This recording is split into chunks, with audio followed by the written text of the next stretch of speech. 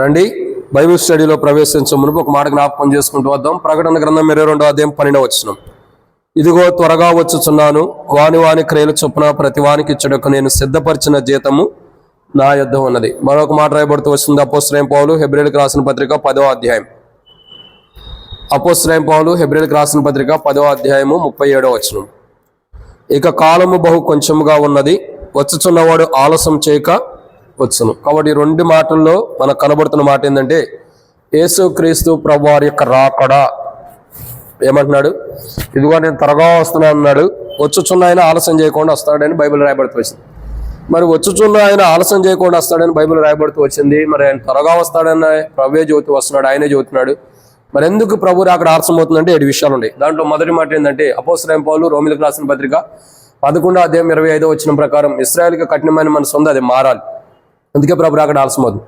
రెండో విషయం, అపోస్తలుడైన పౌలు రోమీయులకు రాసిన పత్రిక 11వ అధ్యాయం 25వ వచనం ప్రకారం అన్ని జనుల లెక్క ఇంకా సంపూర్ణం అవ్వాలి.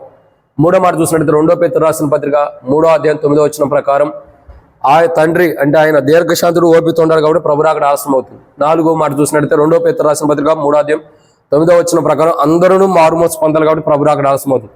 ఇక 5వ విషయం చూసినట్లయితే యోహాను సువార్త 1వ అధ్యాయం 17వ వచనంలో అపోస్తలుడైన పౌలు తెస్సలోనికీయులకు రాసిన మొదటి పత్రిక 4:17 ప్రకారం కృపాకాలం ఇంకా భూమి మీద ఉంది కాబట్టి ప్రభు అక్కడ ఆలస్యం అవుతుంది. ఇక మరొక మాట మనం జాగ్రత్తగా గమనించినట్టయితే 6వ మాట ఆదికాండం 24వ అధ్యాయం 7వ వచనము, యోహాను సువార్త 14వ అధ్యాయం 16వ వచనం ప్రకారం పరిశుద్ధాత్ముడు ఇంకా సంఘములో పనిచేస్తున్నాడు కాబట్టి ప్రభు అక్కడ ఆలస్యం అవుతుంది. ఇంకా 7వ విషయాన్ని చూసినట్లయితే మత్తయి సువార్త 24వ అధ్యాయం 36వ వచనం ప్రకారం తండ్రికి తప్పక ఎవరికి అంటే కుమారుడికి కూడా తెలియదు ప్రభు అక్కడ ఎప్పుడన్నది. సో వీటిల్లో మనం ఇప్పటికే 6 విషయాలు కంప్లీట్ చేస్తూ వచ్చాం. ఏంటి 6 విషయాలు? ఇశ్రాయేలుకి కఠినమైన మనసు ఉంది, ఏ విషయాల్లో కఠినత్వం కలిగి మనసు కలిగి ఉండాలనేది 7 విషయాలు చూసాం. 7 మాటలకు ఒక్కొక్క దానికి 7 లెక్కన 7 ఏండ్లు 49 మాటలు చూస్తూ వచ్చాం. తర్వాత అన్ని జనుల యొక్క లెక్క అన్ని జనులు ఎవరన్నది 7 విషయాలు, వాడికి కూడా 7 ఏండ్లు 49 మాటలు. తండ్రి దీర్ఘశాంతుడు ఓపికతో ఉన్నాడు, ఆయన అటువంటి ఏ విషయాల్లో దీర్ఘశాంతుడు ఓపికతో ఉన్నాడు అన్నది 7 విషయాలు. 7 మాటలకు 7 ఏండ్లు 49 మాటలు. తర్వాత అందరూ మారుమోసు పొందాలి, ఎవరు మారుమోసు పొందాలి అన్నది 7 విషయాలు. 7 మాటలకు 7 ఏండ్లు 49 మాటలు మళ్ళీ ధ్యానించుకుంటూ వచ్చాం. తర్వాత చూసినట్లయితే కృపాకాలం ఇంకా ముగించబడాల, కృప ఏం చేస్తుంది అని అంటే 7 విషయాలు చూసాం. 7 విషయాలకు ఒక్కొక్క మాటకి 7 లెక్కన 7 మాటలకు 7 ఏండ్లు 49 మాటలు జ్ఞాపకం చేసుకుంటూ వచ్చాం. తర్వాత 6వ మాట ఏంటంటే పరిశుద్ధాత్ముడు ఇంకా సంఘంలో పనిచేస్తున్నాడు.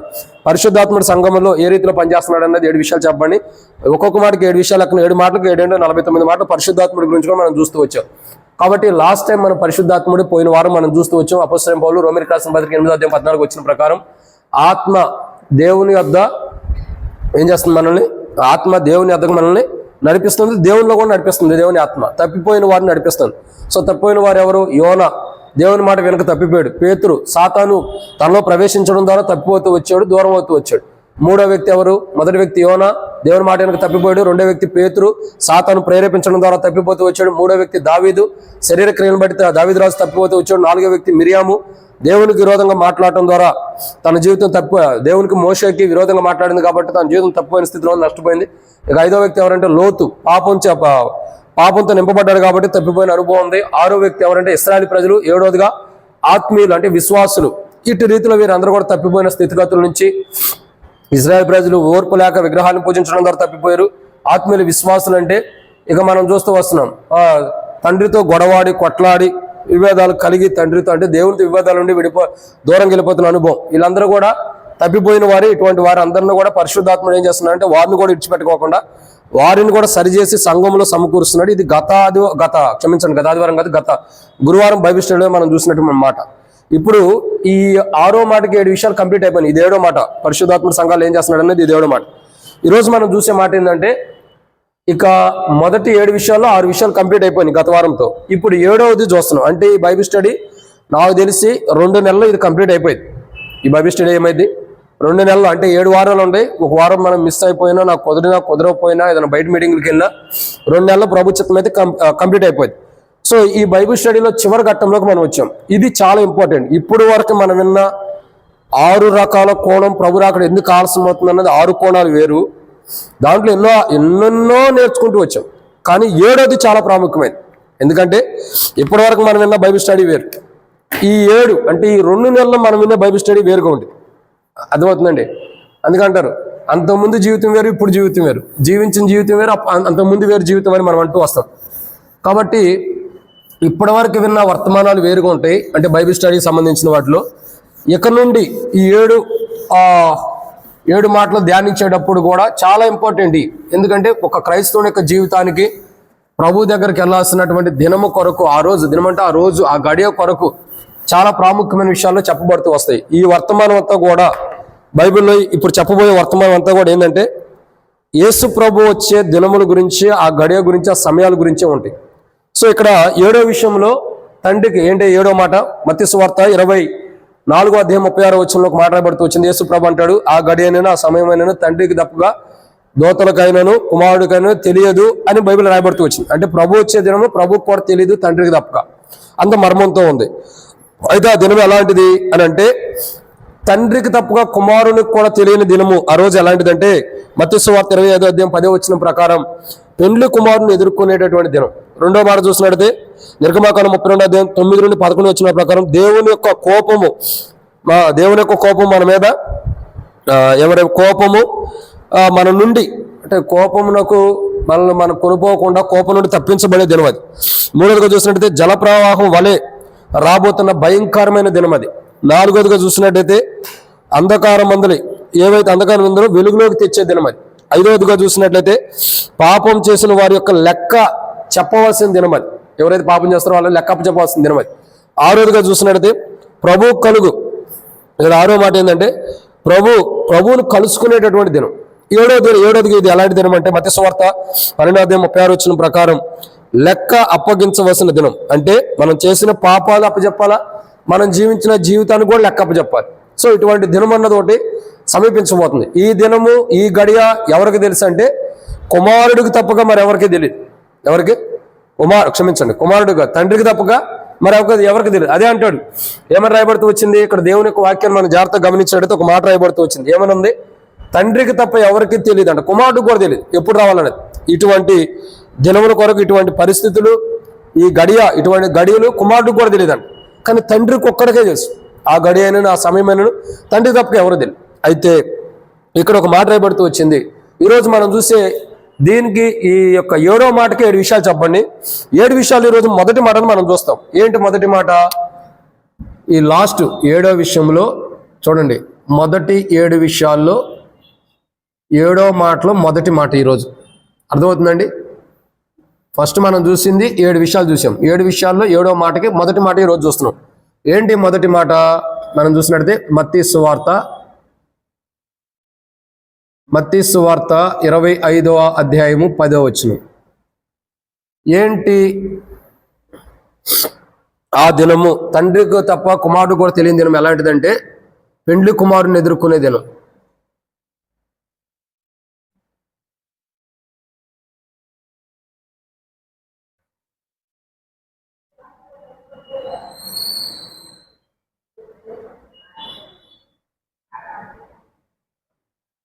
సో ఇది ఎలాంటిదంటే మొట్టమొదటిగా మనం చూస్తున్నాము పెండ్లి కుమారుని ఎదుర్కొనే దినం. యేసు ప్రభువు ఈ లోకంలో ఉన్నప్పుడే పెండ్లి కుమారుడు గురించి కొన్ని విషయాలు చెప్తూ వచ్చాడు. అయితే ఆ దినం ఎదుర్కోవడానికి అన్నది, ఆ గడి అన్నది కుమారుడికి తెలియదు, తండ్రికి మాత్రమే తెలుసు. సో పెండ్లి కుమారుని ఎదుర్కొనేటటువంటి దినము ఇది మనం చూస్తూ వస్తున్నాం. మొదటి మాట అర్థమవుతుందండి. మొదటి 7 విషయాల్లో 7వ మాటలో 7 విషయాలు ఉన్నాయి. మరలా 7 విషయాల్లో ఇప్పుడు మొదటి మాటను చూస్తున్నాం. అంటే ఈ వారం పోతే ఇంకా 6 వారాలు మాత్రమే ఉంటుంది. సో ఈరోజు చూసేటటువంటి మాట ఏంటంటే ఆ దినం ఎలాంటిదంటే పెండ్లి కుమారుని మనం ఎదుర్కొనే దినం. పెండ్లి కుమారుని మనం ఎదుర్కోవాలంటే ఆ దినము తండ్రికే మాత్రమే తెలుసు, ఆ రోజు అన్నది కుమారుడికి తెలియదు. సో ఆ రోజు పెండ్లి కుమారుని మనం ఎందుకు ఎదుర్కోవాలి? అర్థమవుతుందండి. పెండ్లి కుమారుని మనం ఎందుకు ఎదుర్కోవాలి అని అంటే బైబిల్లో ఒక 7 విషయాలు ఉంటాయి. అసలు పెండ్లి కుమారుని ఎదుర్కొనే దినం మన కొరకు ఎందుకు వస్తుంది? అర్థమవుతుందండి. పెండ్లి కుమారుని మనం ఎదుర్కోవాలి. పెండ్లి కుమారుని ఎదుర్కొనే దినం అంటే పెండ్లి కుమారుని ఎదుట మనం కనబడే దినం, పెండ్లి కుమారుని ఎదుట మనం ప్రత్యక్షపరచబడే దినం. ఆ రోజు ఆ గడియ ఎందుకు వస్తుంది అంటే ఆ దినము, ఆ గడియను తండ్రికి తప్ప కుమారుడికైనా దూతలకైనా తెలియదు కదా. ఆ దినం ఎలాంటిది? పెండ్లి కుమారుని ఎదుర్కొనే దినం. ఎదుర్కొనే సన్నివేశం గురించి యేసు ప్రభువు చెప్పాడు, కొన్ని విషయాలు చెప్పాడు. కానీ ఆ గడియ అన్నది తండ్రికి మాత్రమే తెలుసు. సో పెండ్లి కుమారుని ఎదుర్కొనే దినం.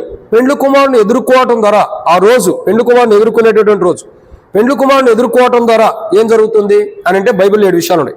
అసలు పెండ్లి కుమారుని ఎదుర్కోవటం ద్వారా ఎందుకు ఎదుర్కోవాలి, ఎదుర్కోవటం ద్వారా మనకు వచ్చే సన్నివేశాలు ఏంటంటే 7 విషయాలు ఉన్నాయి. వాటిని మనం ధ్యానించే మునుపు ప్రభు నడిపి కొరకు చిన్న ప్రార్థన. మమ్మల్ని మిక్కిలిగా ఎక్కువగా ప్రేమించిన ప్రియ పరలోకపు తండ్రి, పరిశుద్ధుడు అయిన దేవా, మీకు స్తోత్రములు. ఈ సమయంలో తండ్రి వాక్యం ధ్యానించబోతున్న సహాయం చేయండి. నిలబడేవాడిని నేను నిలబెట్టేది మీరు, మాట్లాడేవాడిని నేను మాట్లాడించేది మీరు, నాలో ఆత్మనప్పటికీ ఆత్మని అభిషేకించేది మీరు. ప్రజలు మీ వారు వాక్యం మీది. నేనైతే నిష్ప్రయోజకమైన వాడిని. దాసుడు యజమానుడి వైపు చూస్తున్నట్లు, దాసురాలు యజమానురాల వైపు చూస్తున్నట్లు నా కనుని మీ వైపు వీక్షిస్తున్నాగా మీరే సహాయం అనుగ్రహించి మహిమ పొందండి.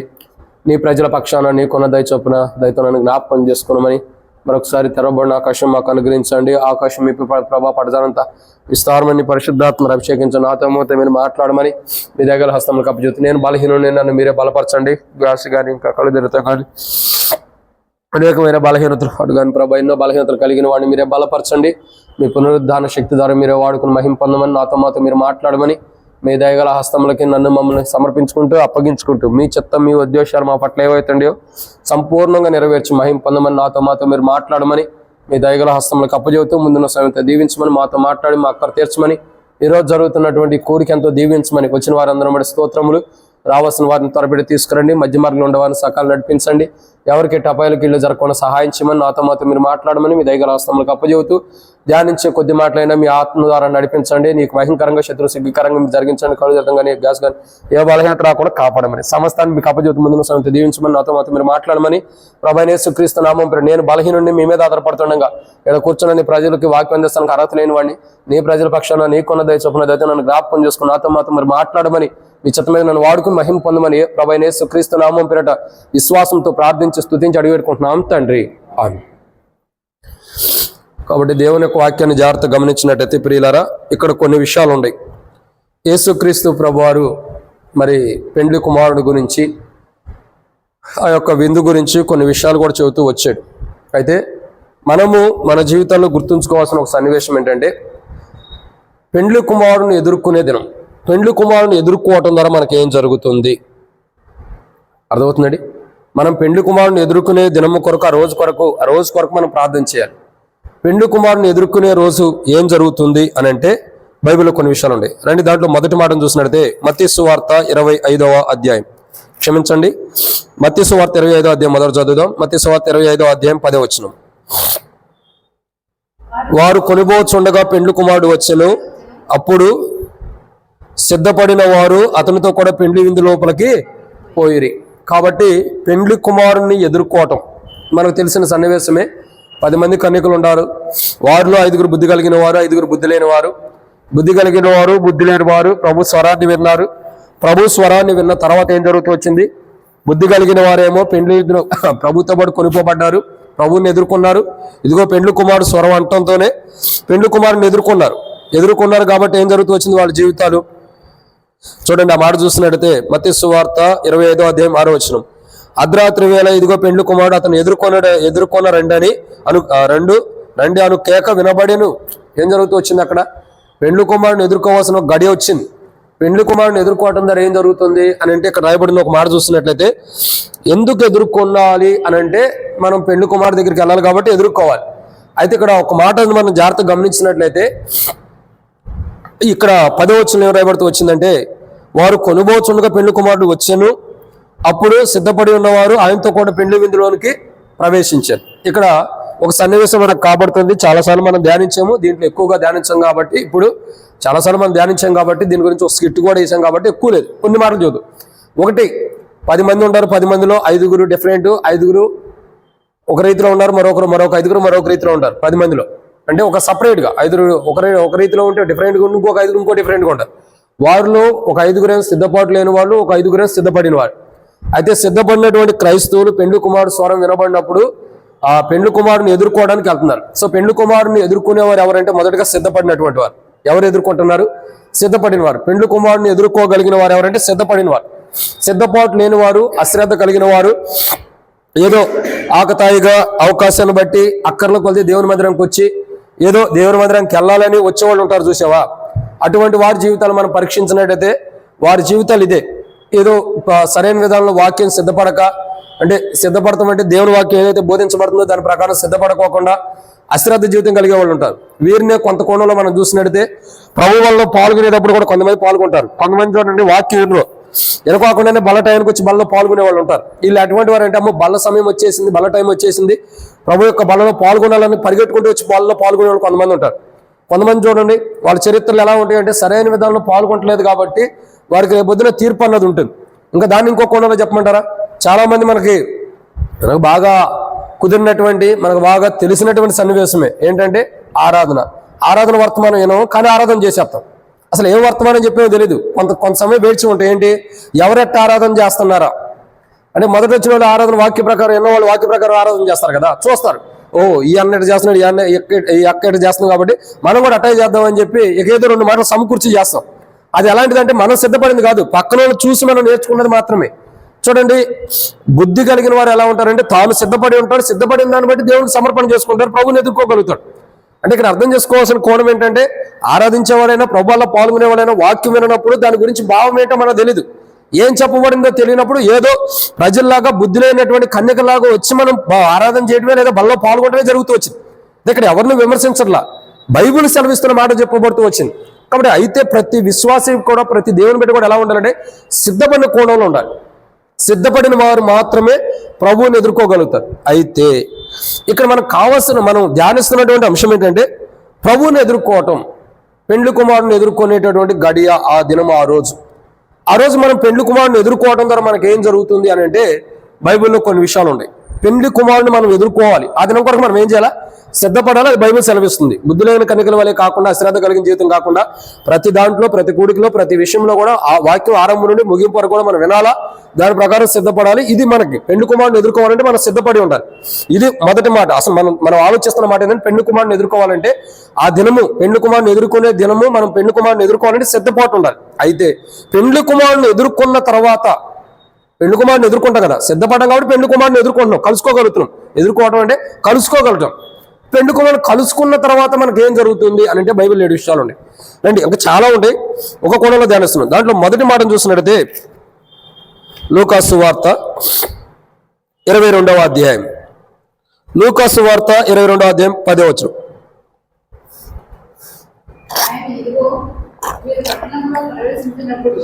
కొన్ని వాటర్ పెట్టినా మీరు చదవండి అక్క. మత్తయి వార్త 22వ అధ్యాయము 10వ వచనం.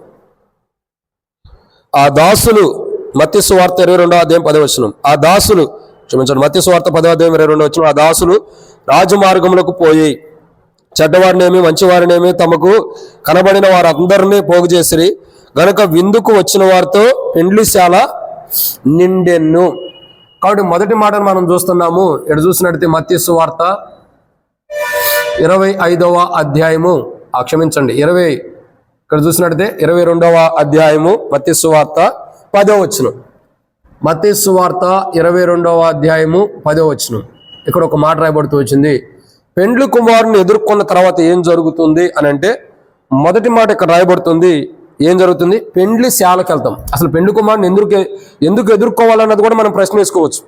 పెండ్లి కుమారుని ఎదుర్కొనే ఆ దినం కొరకు మనం సిద్ధపడి ఉండాలి. ఎందుకు ఎదుర్కోవాలా, పెండ్లి కుమారుని ఎదుర్కోవడం ద్వారా ఏం జరుగుతుందంటే ఎందుకు ఎదుర్కోవాలి, ఎదుర్కోవడం ద్వారా మనకి ఏం జరుగుతుందంటే మొదటిగా ఏం జరుగుతుంది,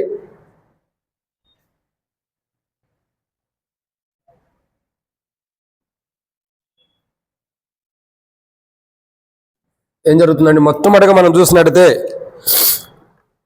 ఇక్కడ ఒక మాట రాయబడుతూ వచ్చింది. మత్తయి వార్త 22వ అధ్యాయం 10వ వచనంలో చివరిలో రాయబడుతూ వచ్చింది, గనుక విందుకు వచ్చిన వారితో ఆ పెండ్లిశాల నిండెన్ను. కానీ మొట్టమొదటిగా మనం చూసినటువంటి మాట ఏంటంటే ప్రభువుని ఎదుర్కోవడానికి మనం ఎందుకు సిద్ధపడాలంటే ఒక మాట, ప్రభువుని ఎదుర్కోవడానికి మనం సిద్ధపడాలి. ప్రభువుని ఎదుర్కోవాలంటే మనలో సిద్ధపాటు ఉండాలి. ప్రభువుని ఎదుర్కోవడానికి కావాల్సిన జీవితం మనలో ఉండాలి, ఆ సిద్ధపాటు. అయితే ప్రభువుని ఎదుర్కొన్న తర్వాత మనకి ఏం జరుగుతుంది అంటే మొట్టమొదటి మనం ప్రభువుని ఎదుర్కోవడం ద్వారా మన జీవితాలు ఏం జరుగుతుందంటే ప్రభువుని ఎదుర్కోవడం అంటే సిద్ధపడిన వారు ఏం జరుగుతుంది, పరలోక రాజ్యానికి దేవుని రాజ్యానికి వెలుపడి ఉంటారు. గుర్తుపెట్టుకోండి, తలుపు వేయబడింది మీరు ఎవరైనా తెలియదు అంటాడు.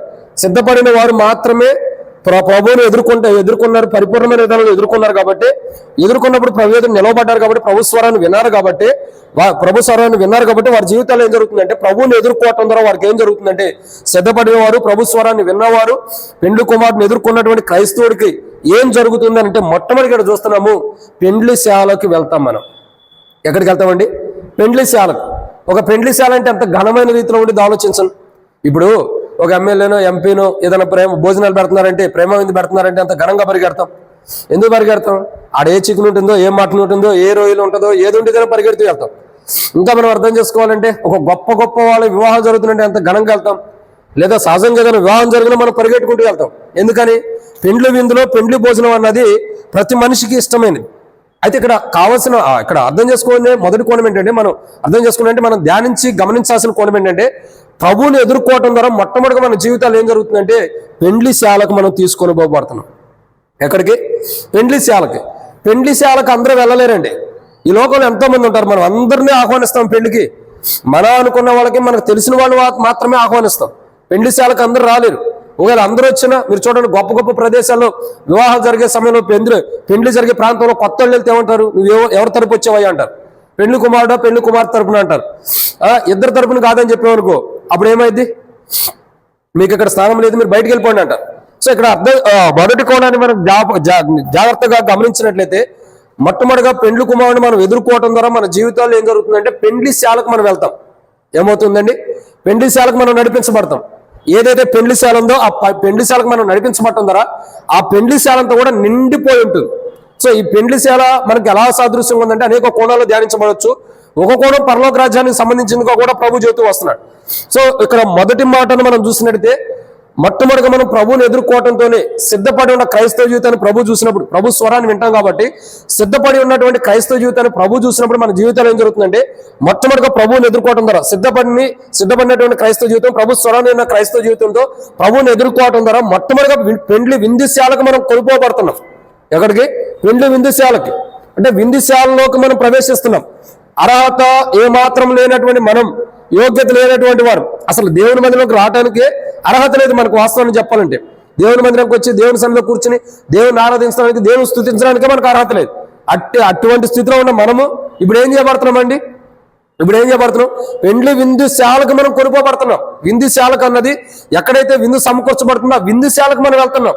నిజంగా మన స్థితిగతులు చూడండి, ఎంత దౌర్భాగ్యమైన స్థితి తెలుసా? మనం ఎలాంటి వారని తెలుసా? బైబిల్ చెప్పే మాట చెప్తే అందరికీ కోపాలు వస్తాయి. మనం ఎలాంటి వారని తెలుసా? రండి, మత్తయి సువార్త 22వ అధ్యాయం. ఇదే మాట లోకాసు వార్త 14వ అధ్యాయంలో కూడా ఉంది. లోకాసు వార్త 22వ అధ్యాయం 9-10 వచ్చినాడు. గనుక రాజమార్గంలోకి పోయి నీకు కనబడి వారందరినీ పెండ్లి విందులకు పిలువడని తన దాసులతో చెప్పిను. ఆ దాసుడు రాజమార్గం పోయి చెడ్డవారినేమి మంచివారినేమి తన కనబడిన వారందరినీ పోగు చేసి, అర్థమవుతుందండి, చెడ్డవారు మంచివారు అందరూ ఏం చేయబడుతున్నారు? పోజేయబడిన అనుభవంలోకి వస్తున్నారు. కాబట్టి ఇక్కడ మొట్టమొదటి చూసినట్టే అసలు ఆ విందుశాలకు వెళ్ళేటప్పుడు మనం ఎలాంటి వారిని? మనలో అయితే మంచి లేదు. మంచి ఉందా? ఆడ రెండే రకాల ప్రజలు ఉంటారు. ఎలాంటి ప్రజలు ఉంటారు? ఒకరు మంచివారు ఉంటారు, ఒకరు చెడ్డవారు ఉంటారు. మంచివారు ఉంటారు. మనం ఏ కోణంలో ఉంటాం చెప్పాలి? మనం ఏ కోణంలో ఉంటాం మామూలుగా అయితే? చెడ్డవారికి ఉంటారు. మీరన్నా మనం ఏ కోణంలో ఉండొచ్చు? మంచి వాళ్ళ చెడ్డ కోణంలోనా చెప్పాలి? మనం చెడ్డగా ఉంటాము, మంచిగా ఉంటామా? ఎక్కువ శాతం మనలో ఏది నివసించింది? ఆ చెడ్డే ఉంటుంది. ఓకే, అందుకే ఇక్కడ రాయబడుతున్న మాటను చూసారా? మొట్టమొదటి ఏమని రాయబడుతూ వచ్చిందా? చెడ్డవారినేమి మంచివారినేమి, మొట్టమొదటి చెడ్డే రాయబడుతూ వచ్చింది ఆడ కూడా. సో ఇక్కడ గమనించినటువంటి మాట ఏంటంటే, చెడ్డవారమైనప్పటికీ ఆయన మనల్ని ప్రేమించాడు కాబట్టి, ఆయన ప్రేమను మనం కనపరిచాడు కాబట్టి, ఒకరోజు ఆయన్ని మరలా వచ్చినప్పుడు, ఆయన్ని మనం ఎదుర్కొన్నప్పుడు, మనం సిద్ధపడే మన క్రైస్తవ జీవితం, ఆయన ప్రేమించిన ప్రేమ మనలో ఉంటుందో, ఆయన ఎదుటికి వెళ్ళినప్పుడు తన ప్రేమ ఏదైతే మనం కనపరిచాడో ఆ ప్రేమ ఆయన కనబడినప్పుడు, ఆ సిద్ధపడినటువంటి క్రైస్తవ జీవితం ద్వారా మనం ఆయన బిడ్డలుగా చేపట్టాం కాబట్టి ఏం చేస్తూ వస్తున్నాడు? పెండ్లిశాల తీసుకెళ్ళిపోతున్నాడు. దీన్నే ఇంకొక భాగంగా చూసినట్లయితే, ఇంకో కోణంగా చూస్తే ఎలా ఉంటుంది తెలుసా? ఆయన ఒక ద్రాక్ష తోట వేసాడు, తనతో ఒక ద్రాక్షవనంగానే ఒక తోట వేసాడు. ఆ తోటలో పనివారి కోసం అని చెప్పి ఒక మార్గం వెళ్ళాడు. ఒక ప్రాంతానికి వెళ్ళినప్పుడు కొందరు కనపడ్డారు, అయ్యా పలానా చోట నా పొలం ఉంది, దాంట్లోకి వెళ్ళి మీరు పని చేయండి అన్నాడు. మళ్ళీ మధ్యాహ్న కాల సమయంలో వచ్చాడు. 11 ఆ టైంలో వచ్చాడు అనుకోండి, మధ్యాహ్నం 11 ఆ టైంలో వచ్చాడు 12 గంటలకి. మళ్ళీ ఆ సమయంలో వచ్చినప్పుడు మరి కొంతమంది అక్కడ కనపడ్డారు. మీరు కూడా వెళ్ళి మీకు పని ఇవ్వలేదంటే లేదన్నప్పుడు మరలా వెళ్ళిన నా యొక్క వనంలో మీరు పని చేసుకోండి అని పంపించాడు. మరలా మరొక మారు వచ్చినప్పుడు సాయంకాల సమయంలో మరలా కొందరు కనపడ్డారు 3 గంటలకి 4 గంటల ఆ టైంలో. వారిని కూడా పంపించాడు. ఎక్కడ పంపించాడు? ఎక్కడైతే వాళ్ళు సురక్షితంగా ఉంటారో, ఎక్కడైతే వాళ్ళ క్షేమం ఉంటుందో, ఎక్కడైతే వాళ్ళ అవసరం తీర్చబడితే ఆ ప్రాంతాన్ని తీసుకెళ్ళాడు. అక్కడ ఉండారు, తగిన సమయంలో బహుమానం ఇవ్వబడుతూ వచ్చింది. ఇది దేనికి సాదృశ్యంగా ఉందంటే, మనం ఇప్పుడు అర్థం చేసుకునే కోణంలో చూసినట్లయితే, ఆయన విందుశాల తీసుకెళ్ళినప్పుడు అక్కడ క్షేమం ఉంది, అక్కడ మేలు ఉంది. ఆయన వనంలో నష్టమేమో ఉందా? చూడండి, అబ్బా ఆదాముకి మంచి వనమును సిద్ధపరిచాడు ప్రభు. ఆ వనములో కీడు జరిగేది ఏమనుందా? ఆదాము తప్పు చేసిన తర్వాత కీడు అన్నది రజాలు పడుతూ వస్తుంది, కానీ చెడు అన్నది అంతకుముందు ఏమనుందా? దేవుడు ఆదాముకి ఏమైనా నష్టం చేసేటట్టు పెట్టాడా? ప్రాణహాని వచ్చేటట్టు ఏమైనా చేశాడా? ఏం లేదే. కానీ ఆదాం చేసుకున్నటువంటి తప్పిదములు పొరపాటును బట్టి జారిపోతూ వచ్చాడు. చూడండి, పెండ్లి విందుశాలకు మనం కొనుక్కోబడుతున్నాం. ప్రభువుని ఎదుర్కోవటంతోనే, ప్రభువుని కలుసుకోవటంతోనే సిద్ధపడి ప్రభు స్వరాన్ని విన్న క్రైస్తవులు సిద్ధపడ్డారు, ప్రభు స్వరాన్ని వింటున్నారు. కాబట్టి వారు ప్రభువుని ఎదుర్కొన్నప్పుడు ఏం జరుగుతుందంటే, మొట్టమొదటి పెండ్లి విందుశాలకు వాళ్ళు కొనుక్కోబడుతున్నారు. ఆ విందుశాల ఎలా ఉంది? నిండిపోయిందంట. ఆ విందుశాల ఎలా ఉంది? ఆ పెండ్లి శాల నిండెను అంటే ఆ పెండ్లి శాలలోకి మనం పంపిస్తున్నాడు. ఏదైతే పెండ్లి శాల ఉందో, ఏదైతే పెండ్లి జరిగే ఆవరణం ఉందో, ఆవరణంలోకి మొదటి మనం తీసుకెళ్తున్నాడు. ఆ పెండ్లి జరిగే ఆవరణంలోకి మనం ప్రవేశించడం అనేది చాలా గొప్ప ధన్యత. ఆ ధన్యత అందరికీ రాదు, ఆ ధన్యత అందరికీ రాదు. కాబట్టి మనం ఏం చేయాలంటే, మొట్టమొదటిగా ఏం చేయాలి? మనం చెప్పండి, ఏం చేయాలా? ఆ పెండ్లి విందుశాలలోకి అందరికీ ధన్యత రాదు, కానీ ప్రభు మనకి ఇస్తున్నాడు. అప్పుడు మనం ఏం చేయాలా?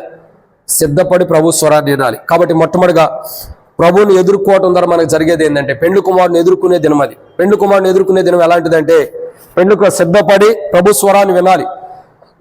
సిద్ధపడిన వారు ప్రభు స్వరాన్ని వింటారు, ప్రభువుని ఎదుర్కొంటారు. ఎదుర్కొన్న తర్వాత మనకి ఏం జరుగుతుందంటే, మొట్టమొదటిగా పెండ్లి శాలకు మనం వెళ్తున్నాం.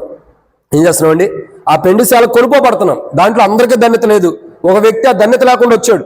ఏం చేయబడుతూ వచ్చింది? సహోదరుడు, పెండ్లి వస్త్రాలు లేకుండా ఎలా వచ్చావని అంటాడు. వచ్చానా అని మౌనంగా తల ఉంచినప్పుడు ఏం జరుగుతుంది? ఇద్దరు కాళ్ళు చేతులు కట్టేసి బయటపడవేమన్నాడు. అంటే అర్థం ఏంటి?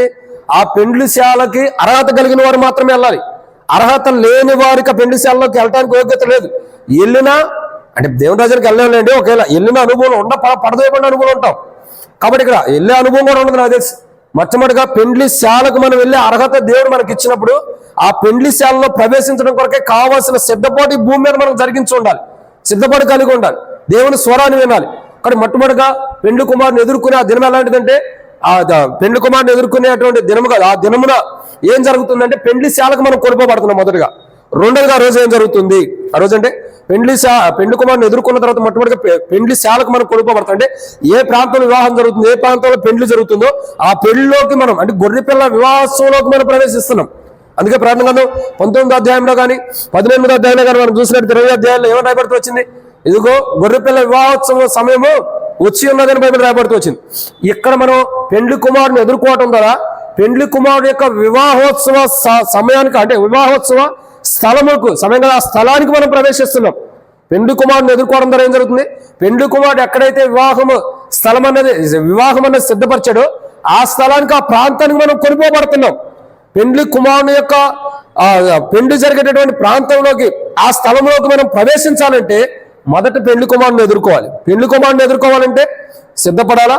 పెండ్లి కుమారుడు స్వరం వినాలి. సిద్ధపడకుండా పెండ్లి కుమారుడు స్వరం వినకపోతే, పెండ్లి కుమారుడు తాను సిద్ధపరిచేటటువంటి పెండ్లి విందులో కానీ, పెండ్లి జరిగే ప్రాంతంలో కానీ మనం ప్రవేశించలేం. అలా ప్రవేశించాలంటే మొదట సిద్ధపాటు ప్రభు స్వరం వినాలా. అప్పుడే పెండ్లి కుమారుని ఎదుర్కొని పెండ్లి శాలకు, అంటే పెండ్లి జరిగే ప్రాంతంలో కానీ, పెండ్లి విందు ప్రాంతంలో కానీ మనం కొనుక్కోబడతాం. ఇది మొదటిగా జరిగేది. మొట్టమొదటిగా పెండ్లి కుమారుని ఎదుర్కొన్న తర్వాత జరిగేది ఏంటంటే, పెండ్లి శాలకు మనం కొనుక్కోబడుతున్నాం, నింపబట్టాలి. రెండోదిగా చూద్దామండి, లూకాసు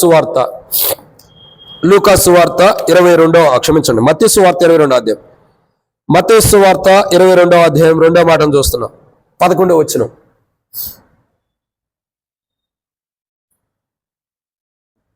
మత్తయి సువార్త 22వ అధ్యాయం 11వ వచనం.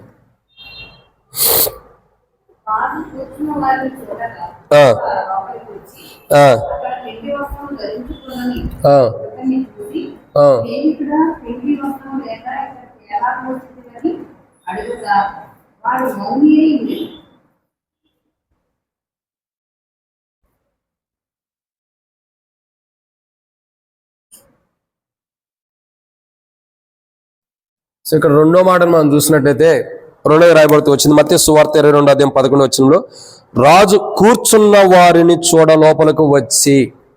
మొట్టమొదటిగా ఏం జరుగుతుందండి? ప్రభువుని ఎదుర్కోవటం ద్వారా ఏం జరుగుతుంది? యేసు ప్రభువా క్షమించు. మొట్టమొదటిగా పెండ్లి కుమారుని ఎదుర్కోవటం ద్వారా సిద్ధపడి ప్రభు స్వరాన్ని విన్నవారు పెండ్లి కుమారుని ఎదుర్కొంటారు. ఎదుర్కోవడం ద్వారా ఏం జరుగుతుంది? పెండ్లి శాలకు మనం వెళ్తాం. ఎక్కడైతే పెళ్లి జరుగుతుందో ఆ స్థలానికి మనం ప్రవేశిస్తున్నాం. రెండోదిగా ఏం జరుగుతుందంటే ఆయన ఇచ్చే స్థలంలో మనం కూర్చుంటున్నాం. ఆయన ఇచ్చే స్థలం, క్షమించండి. ఇక్కడ చూసినట్లయితే లూకాసు వార్త, మత్తయి సువార్త 22 కానీ లూకాసు వార్త 14వ అధ్యాయంలో కానీ మనం చూసినట్లయితే ఒక సన్నివేశం ఉంది. ఏంటి? పెండ్లి కుమారుడు తన పెండ్లి కుమారుడు యొక్క విందు గురించి ప్రభు చెబుతూ వచ్చాడు. అది అక్కడ కనబడుతున్న మాట అదే కదా. ఇక్కడ చూసినట్టయితే పెండ్లి విందులో పెండ్లి స్థానంలోకి వచ్చిన తర్వాత ఏం జరుగుతుంది? ఒక స్థలం అన్నది కేటాయించబడుతుంది. ఏం జరుగుతుందండి? ఒక స్థలం అనేది కేటాయించబడుతుంది. అందుకే అనేక విషయాలు ప్రభు చెబుతాడు. ఎవరైనా నేను ఒక శుభకార్యానికో లేకపోతే పెళ్లికో పిలిచిన వాళ్ళ ముందు నేను కూర్చోవద్దు. ఎందుకంటే ఒకవేళ నీ స్నేహితుడు మంచివాడైతే మంచిదే, కాని వాడైతే కష్టమైపోయింది. కాబట్టి నువ్వు వెనక కూర్చున్న తర్వాత ఒకరు నీ స్నేహితుడు వచ్చి నువ్వు మంచివాడైతే నేను తీసుకొచ్చి ముందు కూర్చోబెడతాడంటాడు. అంటే అక్కడ అర్థం ఏంటి?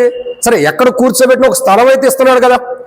పెండ్లి కుమారుని ఎదుర్కొన్న తర్వాత ప్రతి క్రైస్తవుని యొక్క జీవితంలో నిజంగా పెండ్లి కుమారుని ఎదుర్కొన్న క్రైస్తవుని యొక్క జీవితం ఏం జరుగుతుందంటే మొట్టమొదటిగా పెండ్లి శాలకు వెళ్తున్నాడు. రెండవదిగా చూస్తున్నట్టయితే పెండ్లి కుమారుని ఎదుర్కొన్నటువంటి క్రైస్తవుడి యొక్క జీవితం ఎలా ఉందంటే ఆయన ఇచ్చే స్థలంలో కూర్చుంటున్నాడు.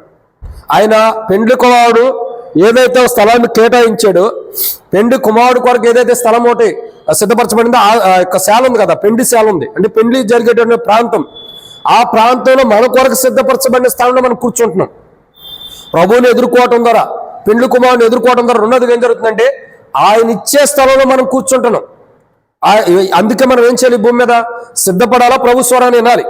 సిద్ధపడి ప్రభు స్వరాన్ని వినటం ద్వారా పెండ్లి కుమారుని ఎదుర్కోవడం ద్వారా ఏం జరుగుతుంది? ఎదుర్కోవటం ద్వారా పెండ్లి శాలకు వెళ్తాం. రెండోదిగా ఆ పెండ్లి శాలలో మనకిచ్చే స్థలంలో మనం కూర్చుంటాం. ఏ స్థలం అయితే మనకు సిద్ధపరచబడిందో, ఏ స్థలం అయితే మనకు ఇవ్వబడుతూ వచ్చిందో ఆ స్థలంలో మనం కూర్చుంటాం. అందుకే దాని గురించి గొర్రె పిల్ల యొక్క జీవ గ్రంథం అని రాయబడుతూ వచ్చింది. బైబిల్లో కూడా చూసినట్టే జీవ గ్రంథంలో నుండి అతని పేరే మాత్రం తుడిచిపెట్టినాడు. ఇక్కడ మన కొరకే సిద్ధపరచబడిన స్థలము, మనం సిద్ధపడకపోతే ప్రభు ప్రత్యక్షమైనప్పుడు ఆకాశం మేఘాడుగా ప్రభు వచ్చినప్పుడు ఆయన స్వరం మనకు వినిపించబడినప్పుడు ఇదిగో పెండ్లి కుమారుని ఎదుర్కోండి అని కడపోర శబ్దం మనకు వినబడినప్పుడు మనం కానీ సిద్ధపడి ఉండకపోతే, ప్రభు స్వరాన్ని వినకపోతే పెండ్లి శాలకు వెళ్ళలేము. తర్వాత పెండ్లి శాలలో ఉన్నట్టు మన కొరకు సిద్ధపరచబడిన స్థలంలో మనం కూర్చోలేం. అర్థమవుతుందండి? సిద్ధపడి స్వరాన్ని వినకపోతే మనం కూర్చోలేం. మన వాళ్ళు అందరూ చెప్పే మాట్లాడి చెప్పండి. సువార్తకు వెళ్ళిన తర్వాత కూడా చెబుతారు, ఎన్నోసార్లు చెబుతూ వచ్చాను. ఏం చెబుతారు? నా కొరకు పరలోక రాజ్యం ఉంది, నేను పరలోక రాజ్యానికి వెళ్ళిపోతా, మీరే రారు అని సువార్తలు మనం ప్రకటిస్తూ వస్తాం. అసలు నీకెక్కడ ఉంది పరలోక రాజ్యం? మొదట సిద్ధపడాలి, ఆయన స్వరాన్ని వింటేనే కదా నువ్వు పరలోక రాజ్యానికి వెళ్ళేది, లేకపోతే ఎలా వెళ్తావు? చాలా మంది చెప్పేది ఏంటంటే మాకు పరలోక రాజ్యం ఉంది, 24 పెద్దలు 4 జీవుల్లో మేము కూడా కూర్చోవచ్చు అన్న ఆలోచనలు కూడా ఉంటాయి మన వాళ్ళకి. ఎక్కడికి వెళ్తాం మనం? పరలోక రాజ్యంకి వెళ్ళాలంటే, పెండ్లి విందులోకి వెళ్ళాలంటే సహజమైన మాట అనుకున్నారా? ప్రభువుని ఎదుర్కొంటే కానీ మనకు ఎన్నో ధన్యతలు లేవు. ప్రభువుని ఎదుర్కోవటం అంటే ఏంటి? ఒక రోజు ప్రత్యక్షమైనప్పుడు ప్రభు దగ్గరికి వెళ్ళినప్పుడు ప్రభు యొక్క తీర్పులో మనం నిలబడాలి. అంటే తీర్పుకి రాకూడదు. తీర్పులో నిలబడాలంటే ఆయన తీర్పు తీర్చేటప్పుడు మనం నిర్దోషులుగా నిలబడాలి. నిర్దోషులుగా నిలబడినప్పుడే ఆయన ఎదుర్కొన్నప్పుడు పెండిశాలకు మనం వెళ్తాం. తర్వాత ఆయన ఇచ్చే స్థలంలో మనం కూర్చుంటాం. అసలు మనం ఆయన దగ్గరికి వెళ్ళినప్పుడు ఆయన మనం తీర్పు తీర్చినప్పుడు ఆ తీర్పులో మనం నిలబడలేక కొట్టుకుపోవడం అంటే నరకానికి వెళ్ళిపోయినప్పుడు ప్రయోజనం లేదక. ఇంకా నీకు పరలోక రాజ్యం ఎక్కడ ఉంది? శాల ఎక్కడ ఉంది? పెండి శాలకు నువ్వు ఎలా వెళ్తావు? పెండి శాలలో నీకు ఇచ్చే స్థలంలో నువ్వు ఎలా కూర్చోగలుగుతావు? కూర్చోలేం కదా. కాబట్టి పెండి శాలకు వెళ్ళాలంటే చాలా ధన్యతలు కావాలి. ఏదో ఆశామేషకు మందిరానికి వెళ్తున్నాను, నేను ఏదో దేవుని సన్నిధికి వెళ్తున్నాను, 40-30 సంవత్సరాల నుంచి విశ్వాసిని, నేనంత అనుభవం గలవాడిని, నాకు ఎన్నో తెలుసు, ఎన్నో చూసి వచ్చాను, ఆటుపోట్లు పడొచ్చాను, ఎన్నో ఇబ్బందులు పడ్డాను, ఎన్నో కష్టాలు పడ్డాను, ఎన్నో శ్రమలు పడ్డాను, ఎన్నో నిందలు పడ్డాను, ఎన్నిటినే నేను తట్టుకుంటే అక్కడికి వచ్చాను అని చెప్పుకోవద్దు. ఇదంతా దేవునికి అవసరంలా. దేవునికి ఇవన్నీ కావాలా? అవసరంలా. ఇప్పుడు ప్రజెంట్ నువ్వు ఎలా ఉండవు? ఈ రాత్రి ప్రభుత్వం వినబడుతుంది, ఇదిగో పెండ్లి కుమారుడు ఎదుర్కోండి అన్న కడబోర శబ్దం మనకు వినపడుతుంది. మనం ఏం చేయాలి మరి? ఆ దినము ఆ గడి వచ్చినప్పుడు ఆ స్వరం వినపడుతున్నప్పుడు పెండ్లి కుమారుని ఎదుర్కోవాలంటే మనం ఎలా ఉండాలి? సిద్ధపాటు కలిగి ఉండాలి. నువ్వు 40 సంవత్సరాల నుంచి ఎలా జీవించావు అన్నది ఇప్పుడు ఈ దినానికి సంబంధం లేదు. ఈ రోజు నువ్వు ఎలా ఉండవు, ఈ గడియలు ఎలా ఉండవు, ఈ సమయంలో నువ్వు ఎలా ఉండవు, ఇప్పుడు ఇదిగో మనిషి కుమారుడు ఎదుర్కోండి అన్నప్పుడు నువ్వు ఎలా ఉండవు, నవ్వు ప్రజెంట్ ఎలా ఉందన్నది ఇంపార్టెంట్. అందుకే బైబిల్ రాయబడుతూ వచ్చింది, కార్య ఆరంభం కంటే అంత మేలు, ఒకని జన్మ దినం కంటే మరణ దినం మేలు అని బైబిల్ ఎందుకు రాయబడుతూ వచ్చింది? ముగింపు దినం ప్రాముఖ్యమైనది. ఆరంభంలో నువ్వు ఎలా ఉంటావు తర్వాత సంగతి. ఎలాంటి క్రైస్తవ జీవితంలోకి వెళ్ళినా ముగింపులో చాలా శ్రేష్టకరమైనది ఉండాలి. అదే ప్రభువుని ఎదుర్కొనే దినం, అదే ప్రభువుని ఎదుర్కొనేటటువంటి గడియ. ఆ గడియలో మనం ఎలా ఉండాలంటే సిద్ధపడి ఉన్నప్పుడు ఆ సిద్ధపాటే ప్రభు స్వరాన్ని వినేటట్టు చేస్తుంది. తర్వాత మనం ప్రభు స్వరాన్ని విన్న తర్వాత ప్రభు ఎదుటికి వెళ్ళిన తర్వాత పెండ్లిశాలకు మనం కొనిపోబడతాం. రెండవదిగా ఆయన ఇచ్చే స్థలంలో మనం కూర్చుంటాం. ఆయన ఇచ్చే స్థలంలో మనం కూర్చుంటాం. చాలా మందికి ఆ ధన్యత లేదు, చాలా మందికి ఆ ధన్యత లేదు. చూడండి, నేను ఎప్పుడూ చెబుతూ వస్తా, సంఘంలో 100 మంది ఉంటే 100 మంది కూడా పరలోక రాజ్యంలోకి వెళ్ళలేరు అని ఎందుకు నేను చెప్తూ వస్తున్నానంటే, పిలువబడిన వారు అనేకులు, ఏర్పరచబడిన వారు కొందరే. బైబిల్ చెప్పట్లేదా? దాని సాదృశ్యం కూడా నేను ఆదివారం మనం టేబుల్ వర్తమానంలో కూడా చూస్తూ వచ్చాం. ఏమని చూస్తూ వచ్చాం? ఒక సమరయుడు కుష్ఠరోగి, 10 మంది ఉంటారు. 10 మంది కుష్ఠరోగులు ఏం చేశారు? మార్గంలో వెళ్తూ ఉన్నారు. ప్రభు ఎదుటికి వచ్చారు, ప్రభువుని కనికరించమని అడిగారు, ప్రభు కనికరించాడు. 10 మంది నడుచుకుంటూ వెళ్తున్నారు. నడుచుకుంటూ వెళ్ళిన తర్వాత ఏమైంది? ఒకడు శుద్ధుడయ్యాడు. ఆ శుద్ధుడు వచ్చి ఎడకొచ్చాడు యేసుప్రభు పాదముల దగ్గరకు వచ్చి యేసుప్రభు పాదములు ఎదురుపడి సాగిలపడి ఆయన కృతజ్ఞతలు చెల్లించి దేవుని మహింపరుస్తూ వస్తున్నాడు. అంటే అర్థం ఏంటి? సంఘం 100 మంది ఉండా, సంఘము 100 మంది ఉండా, దాంట్లో 1% అంటే 10% కానీ 90 మందిలో కృతజ్ఞత లేని వారు ఉంటారు, 10 మంది కృతజ్ఞత కలిగిన వారు ఉంటారు. రేపటి దినాన పరలోక రాజ్యంలో పెండ్లి విందులో ప్రభు ఇచ్చే, లేదంటే ప్రభుని ఎదుర్కొన్న తర్వాత ప్రభు ఇచ్చే స్థానం ఎలాంటిదంటే ఈ 10 మందికే కనబడుతుంది. 10 మంది కుష్ఠరోగులు ఎలాంటి వారు? చాలా గొప్పగానే ఉంటారు కదా. మరి 10 మందిలో ఒకడు మాత్రం ఎందుకు తిరిగి వచ్చాడు? మిగతా వారు ఎక్కడికి వెళ్ళారు? మిగతా వాళ్ళ మార్గంలో వెళ్ళిపోతున్నారు. బహుశా వాళ్ళు కుటుంబాన్ని కలుసుకోవచ్చు, బంధువులు కలుసుకోవచ్చు, స్నేహితులు ఎవరైనా సరే. ఈ ఒక్కడు మాత్రమే ప్రభు దగ్గర తిరిగి వచ్చాడు. అదే పెండ్లి కుమారుని ఎదుర్కొనేటువంటి ప్రజలు విశ్వాసం వాళ్ళే. అంటే సంఘం ఇప్పుడు వాళ్ళు ఎంతమంది ఉంటారు? సమూహం 10 మంది ఉంటారు. కానీ 10 మంది ఎదుర్కొన్నారా? ప్రభు దగ్గరికి వచ్చి కృతజ్ఞత చెల్లించారా? లేదు. మరి ఎంతమంది చెప్పండి? ఎంతమంది? ఒక్కడే. అంటే అర్థమవుతుందండి. ఇప్పుడు పరలోక రాజ్యంలో పెండ్లి కుమారుని ఎదుర్కొన్న తర్వాత ఎంతమంది పెండ్లిశాలకు వెళ్తారన్నది. 100 మంది ఉంటే 100 మంది వెళ్ళలేము. ఎంతమంది వెళ్తున్నాము? 10 మంది వెళ్ళొచ్చాము. ఆ 10 మంది కూడా కష్టమే ఈ దినాల్లో అయితే. ఆ రోజు యేసు ప్రభువు చెప్పిన గడియలు వేరు, కానీ ఈ దినాల్లో అయితే ఆ 10 మంది కూడా కష్టంగానే ఉండేట్టుంటారు. ఎందుకని? విశ్వాసం కోల్పోయే దినాలు ఇవి. మనిషి కుమారుడు భూమి మీదకి వచ్చినప్పుడు విశ్వాసం కనుగొన్న విశ్వాసమే కోల్పోయేటువంటి దినాల్లో మనం ఉన్నాం. అంత్య దినాల్లో ఉన్నాం, అపాయకరమైన దినాల్లో ఉన్నాం. మనుషుడు దేవుని రాజ్యానికి వెళ్ళాలన్న మాటే మర్చిపోయిన దినాల్లో మనం ఉన్నాం. అర్థమవుతుందండి? ఆచారపూర్వకంగా మందిరాలకు వచ్చే దినాల్లో మనం ఉన్నాం. అలవాటు పరంగా, ఆచారపరంగా మందిరానికి వచ్చే దినాల్లో మనం ఉండం. ఆదివారం ఈరోజు మందిరానికి వెళ్ళాలా, ప్రభుని ఆరాధించాలా, బల్లలో పాల్గొనాలి. ఆదివారం కాబట్టి సంఘ ప్రార్థన, మంగళవారం మందిరానికి వెళ్ళాలి, సంఘ ప్రార్థన కాబట్టి వెళ్ళి ప్రార్థన చేయాలి. గురువారం బైబిల్ స్టడీకి వెళ్ళాలి, వాక్యం వినాలి. ఇది శనివారం వస్తే ఉపవాస ప్రార్థన, మళ్ళీ ఆదివారం వస్తే ఆరాధన. ఒక ఆచారం. అంటే ఇవి తప్పని నేను అంటలా, కొడుకులు జరుగుతున్నాయి. ఒక ఆచారపరంగా వస్తున్నాం. ఈ రోజు సంఘ ప్రార్థన వెళ్ళాలి, ఈ రోజు బైబిల్ స్టడీలు వెళ్ళాలి, ఈ రోజు ఉపవాస ప్రార్థన, ఈ రోజు ఆరాధన వెళ్ళాలి. ఇదే కోణంలో వస్తున్నాం. కానీ అసలు సిద్ధపాటు ఎక్కడుంది? వచ్చే కోణంలో మనం సిద్ధపడాలి. వచ్చే దేనికి? దినదినం మనం సిద్ధపడటానికి కదా వాక్యం చెప్పబడేది. మరి ఇక్కడ మనం పెండిశాలకే వెళ్ళలేనప్పుడు, పెండు కుమారుడు ఇచ్చే స్థలంలో మనం కూర్చోలేనప్పుడు ఇంక మందిరానికి వచ్చే వరకు ప్రయోజనం ఏముంది? ఉపయోగం ఏముంది చెప్పండి? ఇంత క్రైస్తవ జీవితాన్ని జీవించి ప్రయోజనం ఏముంది?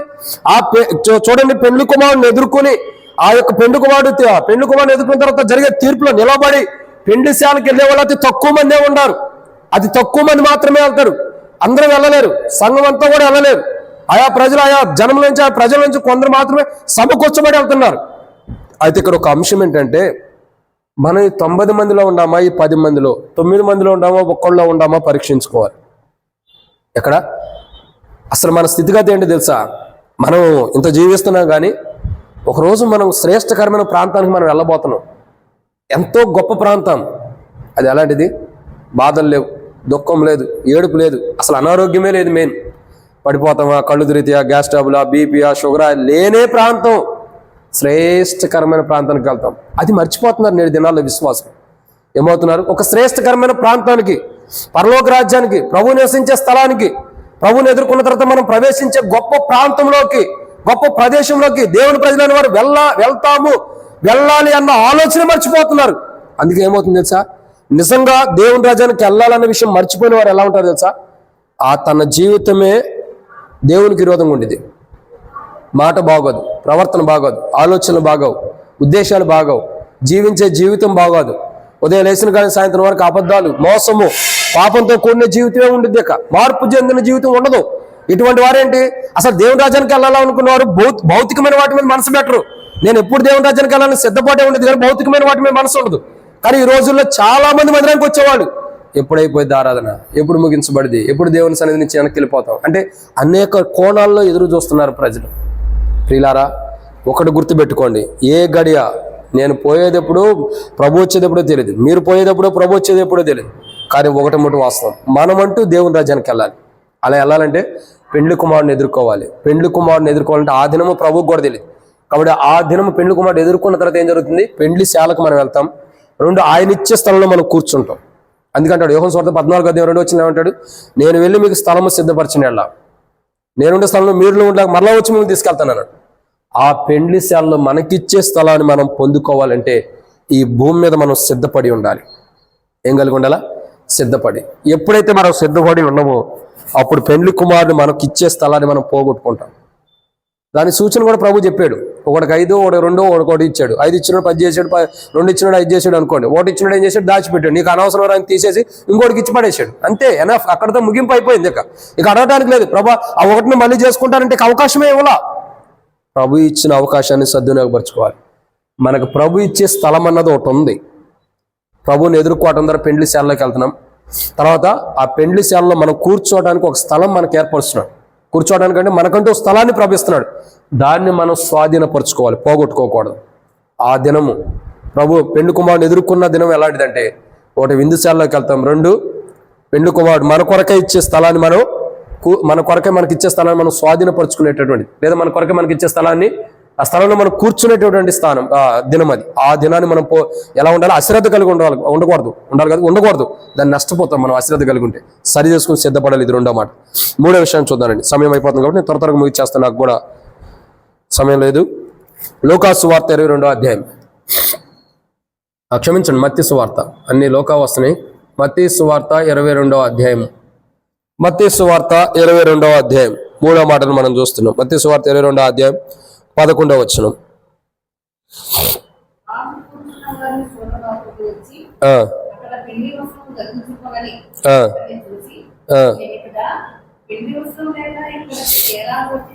క్షమించక 4వ వచనం చదవ, క్షమించండి, 4వ వచనం చదవండి.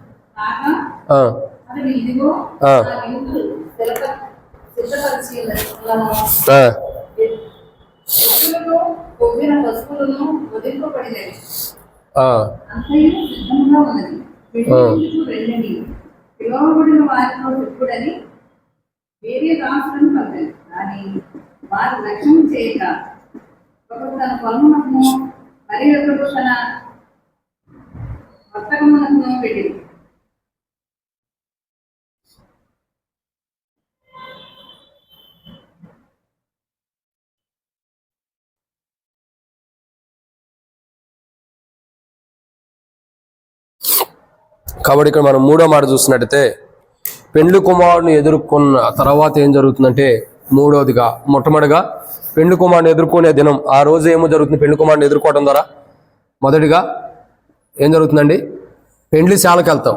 2వదిగా ఆయన ఇచ్చే స్థలంలో మనం కూర్చుంటాం. 3వదిగా ఆయనకు నా అన్నాడు కదా, ఏమంటే వచ్చాడు నా, ఆ మాటకు అర్థం ఏంటంటే నాది అని అర్థం. ఆయనకు సంబంధించిన దానిలో మనం పాలు పంపులు పొందుతాం. ఏం జరుగుతుందో వచ్చిందండి, 3వ మాట చూసినట్టయితే నా అని అంటున్నాడు కదా. నా అంటే ఆయనకు సంబంధించిన దానిలో మనము పాలు పంపులు పొందుతున్నాం. ఆయనకి ఏదైతే సంబంధించిందో దానిలో మనం పాలు పంపులు పొందుతాం. ఈ పెండ్లి కుమారుని ఎదుర్కొనే దినం ఎలాంటిదంటే, ఆయనకు సంబంధించిన నా అని అన్నాడు కదా. నా అంటే ఆయనకు ఓన్, ఆయనకు సంబంధించింది. ఆయనకు సంబంధించిన దాంట్లో మనం పాలు పంపులు కలిగి ఉంటాం. ఆయనకి ఏం సంబంధించింది, ఆయనకు సంబంధించింది ఏంది, ఒకటి పరలోక రాజ్యం ఆయన సంబంధించింది, అవునా కదా. ఆయన పరలోక రాజ్యం సంబంధించింది. పరలోక రాజ్యంలో ఉన్నాయన్నీ కూడా ఆయన సంబంధించినవి. ఏది కూడా ఆయనతో సంబంధం లేదంటే ఏదీ లేదు. ఆయనకు సంబంధించినవి అన్ని పరలోక రాజ్యంలో ఉన్నాయి. సో ఇక్కడ 3వ మాటను మనం జాగ్రత్తగా గమనించినట్లయితే, 3వ మాట ఏంటంటే నా అన్నాడు కదా, ఆయనకు సంబంధించిన దానిలో పాలు పంపులు పొందుతాం. ఆ రోజు ఎలాంటిది, ప్రభువుని ఎదుర్కొన్న దినం, ప్రభువుని ఎదుర్కొన్న రోజు ఎలాంటిదంటే, ఆ రోజు మనం ప్రభువుని ఎదుర్కొన్న తర్వాత పెండ్లి శాలకు వెళ్తాము, ఆయన ఇచ్చే స్థలంలో కూర్చుంటాము. మూడోదిగా చూసినట్టయితే నా అంటున్నాడంటే ఆయన సంబంధించిన దాంట్లో పాలు పంపులు పొందుతున్నాం. ఆయనకి ఏమేమైతే సంబంధించి ఉండయో, ఆయనకి ఏదైతే సంబంధించి ఉందో దాంట్లో మనం ఏం చేస్తున్నాము, పాలు పంపులు కలిగి ఉంటున్నాం. అంటే దేవునికి సంబంధించిన ప్రతి దాంట్లో కూడా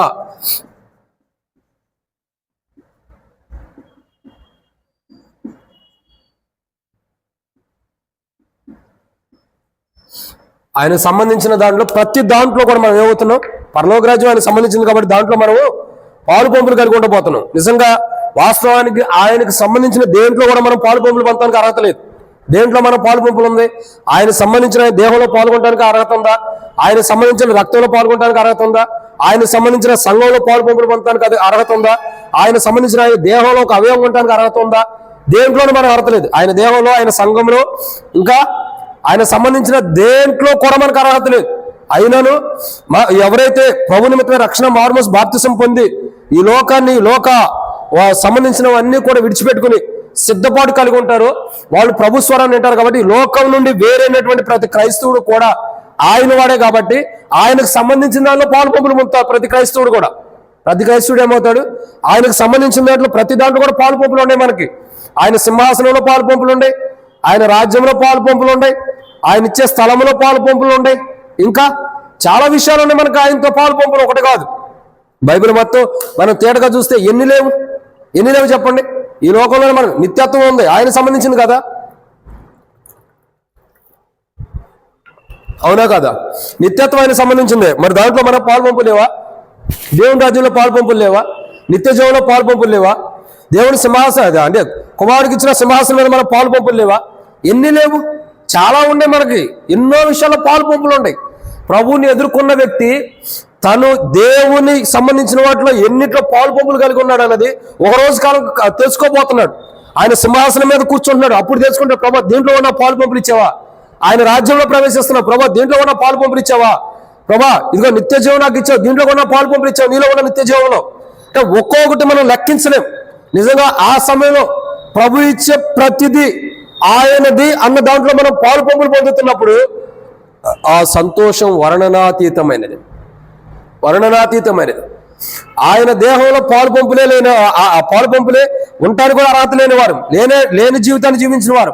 కానీ సంఘం ఆయనది, దేహం ఆయనది, ఇంకా చెప్పాలంటే దేవుని సన్నిధి ఆయనది, ఇంకా చెప్పాలంటే పరలోక రాజ్యం అయింది, నిత్యత్వం అయింది, నిత్య జీవం అయినది, ఇంకా చెప్పాలంటే ఎన్ని చెప్పుకుంటే లేవు, ఎన్ని చెప్పుకుంటూ పోలేం, చాలా ఉన్నాయి ఆయన సంబంధించినవి. అన్ని ఆయన సంబంధించినవి. వాటన్నిటిలో మనం పాలు పంపులిస్తున్నాడు. చివరికి దేంట్లో కూడా పాలు పంపులిస్తున్నాడు తెలుసా? ఆయన పరిపాలించే రాజ్య పాలనలో కూడా మనం పాలు పంపులిస్తున్నాడు. జయించేవాడు నాతో పాటు నా సింహాసనం మీద కూర్చుంటాడు అన్నాడు. ఇంకా 1000 ఏళ్ల పరిపాలనలో ప్రభుత్వ పాటు రాజ్య పరిపాలన చేయబోతున్నాం. అసలు ఒక్కడు కాదు, ఒక క్రైస్తవుడు సిద్ధపడితే ఈ లోకంలో జస్ట్ మనం సిద్ధపడితే దేవుని రాజ్యం కొరకు ఎన్ని ధన్యతలో తెలుసా? ఒకటి పెండిసారికి వెళ్తున్నాం, 2 ఆయన ఇచ్చే స్థలంలో కూర్చుంటున్నాం, 3వదిగా ఆయనకు సంబంధించిన ప్రతి దాంట్లో మనం పాలు పంపులు ఉన్నాయి. అది రాజ్యం చేసే దాంట్లో కానీ, సింహాసనంలో కూర్చునేది కానీ, నిత్యత్వంలో కానీ, నిత్య జీవంలో కానీ ప్రతి దాంట్లో మనం పాలు పంపులు ఉన్నాయి. ఆయన దేహంలో, ఆయన సంఘంలో, ఆయన అవయవంలో కూడా మనం పాలు పంపులు కలిగి ఉంటున్నాం. ఎంత గొప్ప ధన్యత చూడండి. నిజంగా ఈ యొక్క సత్యాన్ని ఈరోజు మనం తెలుసుకోలేకపోతున్నాం. మనం అంటే చాలా మంది క్రైస్తవులు తెలుసుకోలేకపోతున్నారు. అసలు మనం శ్రేష్టకరమైన వాటిలో పాలు పంపులు పొందబోతున్నాం. శ్రేష్టకరమైన వాటిలో మన పాలు పంపులు ఉన్నాయి. అది ఉందన్న సంగతే ఈరోజు క్రైస్తవులు మర్చిపోయి దేవుని సన్నిధిలో దేవుడు మనకు అనుమతించే ప్రతి దాంట్లో దేవునికి సంబంధించిన వాళ్ళు మనం దేవునికి సంబంధించిన దాంట్లో పాలు పంపులు పొందబోతున్నాం సత్యాన్ని నేటి దినాల్లో విశ్వాసులు మర్చిపోయి దారి తప్పిపోతున్నారు. చాలా మంది రాంగ్ వేలు వెళ్తున్నారు, పక్కదావులు వెళ్ళిపోతున్నారు. చాలా మంది అడుగంటుపోయిన క్రైస్తవ జీవితం ఉంది. ఏదో మందిరానికి పేరు మాత్రమే అటెండ్ చేసుకోవడానికి వస్తున్నాం అంతే. తర్వాత ఏమైపోతుంది, దేవుని సన్నిధి నుండి వెళ్ళిపోతున్నాం. ఒకటి గుర్తుపెట్టుకోవాలి, నిజమైన క్రైస్తవుడు సిద్ధపడినప్పుడు ఆయనకు సంబంధించిన ప్రతి దాంట్లో ఆయన ఏదైతే మనకి పాలు పంపులు కలిగి ఉండాలని ఇష్టపడుతున్నాడో దాంట్లో ఆయన ఇష్టం ఉన్న ప్రతి దాంట్లో మనం పాలు పంపులు కలిగి ఉంటాం. ప్రభువులా ప్రార్థన గదిలో జయించేవాడు నాతో పాటు సింహాసనం మీద పాలు పంపులు లేవా? ఉండే కదా. నేను ఇచ్చిన నీళ్ళు తాగువాడు మరి ఎన్నో దప్పుగా ఉన్నాడు. ఆయన దగ్గర ఉన్న నీళ్ళలో మనకు పాలు పంపులు ఇస్తున్నాడు. ఇంకా చాలా విషయాలు ఉన్నాయి చెప్పుకుంటూ పోవాలంటే. వీటన్నిటిలో పాలు పంపులు ఉంది, అది గుర్తుపెట్టుకోవాలి. ఆ దినం ఎలాంటిది తెలుసా? ప్రభువుని ఎదుర్కొనే దినం ఆషామాషి దినం కాదు. ప్రభువుని ఎదుర్కొనే దినం అంటే ఏదో నేను కష్టపడ్డాను, ఎల్షాదే విశ్వాసంగా ఉన్నాను, దేవుని సన్నిధిలో ఉన్నాను, ఎన్నో సంవత్సరాల నుంచి దేవుని పెట్టుకుంటూ వచ్చాను, నేను నా యొక్క జీవితాన్ని బట్టి దేవుడు బహుమానం ఇస్తాడని అనుకోవద్దు. మనం సిద్ధపడితేనే బహుమానం మనకుంది. ఎన్ని రోజుల నుంచి విశ్వాసం కూడా ప్రయోజనం ఉంది. అర్థమవుతుందండి. ఒక కుండ ఉందనుకోండి, దాన్ని తయారు చేస్తాడు, ఒక కుమ్మరి కుండను తయారు చేస్తాడు. తయారు చేసిన తర్వాత కుండ వాడటానికి ఉపయోగపడకపోతే ఇంకా దాన్ని తయారు చేసే ఉపయోగం ఉంది. వాడబట్టడానికి ఉపయోగపడినప్పుడు ఇంకా దానివల్ల ప్రయోజనం ఏముంది? అది వాడకపోయినా నష్టమే, వాడబడటానికి ఉపయోగపడకపోయినా నష్టమే. ఒక కొత్త కుండను మనం కొనుక్కెళ్తాం. కొనుక్కెళ్ళక మునుపు మనం ఏం చేస్తాం చెప్పండి? ప్రతి కుండను కొనుక్కెళ్తాం కదా. కుండలంటే తెలుసా మీకు? తెలుసా తెలీదా? మంచిదైతే ఆ కుండలు వాటిని మనం కొనుక్కెళ్తాం. ఎలా కొనుక్కెళ్తాం? మొట్టమొదటి కుండను కొనేటప్పుడు ఏం చేస్తాం అక్క? ఓకే, తర్వాత డబ్బులు ఇస్తాం, కొనుక్కెళ్తాం. ఇక అంతే అక్క చేసే పని. ధనవంతురాలు కాబట్టి అట్టగా చేసింది. ఫస్ట్ కుండను చూస్తాం, తర్వాత దాంట్లో కొన్ని వాటర్ పోపిస్తాం. దాంట్లో ఏదైనా చిల్లులు ఉంటాయేమో, కారిపోతున్నాయేమో చూసి, కారిపోయకుండా తీసుకెళ్ళాం కదా, కారిపోతుందని చూస్తే కారిపోయేదాన్ని అక్కడే విడిచిపెడతాం. కారణం దాన్ని మనకంటే తెలియగలవాడు అమ్మేవాడు కూడా. ఇప్పుడు ఎట్లా ఉందంటే దానికి చిల్లు ఉండగాని కనబడినట్టు కానీ దాన్ని ఎట్లా తిప్పేస్తాడు గబక్కనే. చాలా విషయాలు అలా ఉంటాయి. మనం కొనేటప్పుడు చూడటం, డబ్బులు ఇచ్చేసి వెళ్ళటం కాదు, అది కారుతుందా లేదా అన్నది చూస్తాం. అంటే దానివల్ల మనం తీసుకెళ్ళిన తర్వాత ఉపయోగపడాలి కదా. ఉపయోగపడకపోతే ఇంకెందుకు మనకి? చాలా మంది క్రైస్తవులు మందిరానికి వస్తున్నారు కానీ ఉపయోగపడే పాత్రలు లేవు అక్కడ. అందుకే అన్నాడు, ఏమో కోత విస్తారమే కానీ పనివారు కొద్దిగా ఉన్నారు. ఎందుకు కొద్దిగా ఉన్నారు? పనివారు ఎక్కువ మంది ఉన్నారు కదా, మరి ఎందుకు కొద్దిగా ఉన్నారు? ఎందుకంటే ఓటు కొండలు ఉండే, పనికిరాని కొండలు ఉండే, చిల్లుబడిపోయిన కొండలు ఉండే, నిస్సహాయం ఎందుకు పనికిరాని నిష్ప్రయోజకమైన కొండలు కూడా ఉన్నాయి. అందుకే పనివారు కావాలని వేడుకుంటూ వస్తున్నాడు. పిలవబడినవారు అనేక, ఏర్పరచబడినవారు కొందరని ఎందుకు అంటున్నాడు? అంతే, మరి అంత కూడా కొద్దిగానే ఉంది. ఈరోజు చాలా మంది ఈ సత్యాన్ని తెలుసుకోలేకపోతున్నారు. ప్రియులారా, ఇది మనకు అవసరం. సమయం కూడా అయిపోయింది కాబట్టి ముగిచ్చేద్దాం. చాలా అవసరం ఇది. ఏంటో తెలుసా? పనికిరాని పాత్రలు ఆయనకు అవసరంలా, పనికొచ్చే పాత్రలు ఆయనకు కావాలి. పాత తిత్తుల్లో కొత్త ద్రాక్ష రసం పోస్తే ఏమైంది? పిగిలిపోయి ఏమైపోతాయి? ఇక ఎందుకు పనికిరాకుండా పాడైపోతాయి. అంతే క్రైస్తవ జీవితం. ఏదో రక్షించబడిన దినం అట్లాగే పెట్టుకుని, ఇదే నా రక్షించబడిన దినం అని అట్లా పెట్టుకుంటే అది పాతదే. ఇంకా దాని నుండి మార్పు చెందాలి కదా నువ్వు, అవునా కదా? మార్పు చెందిన జీవితం ఏది?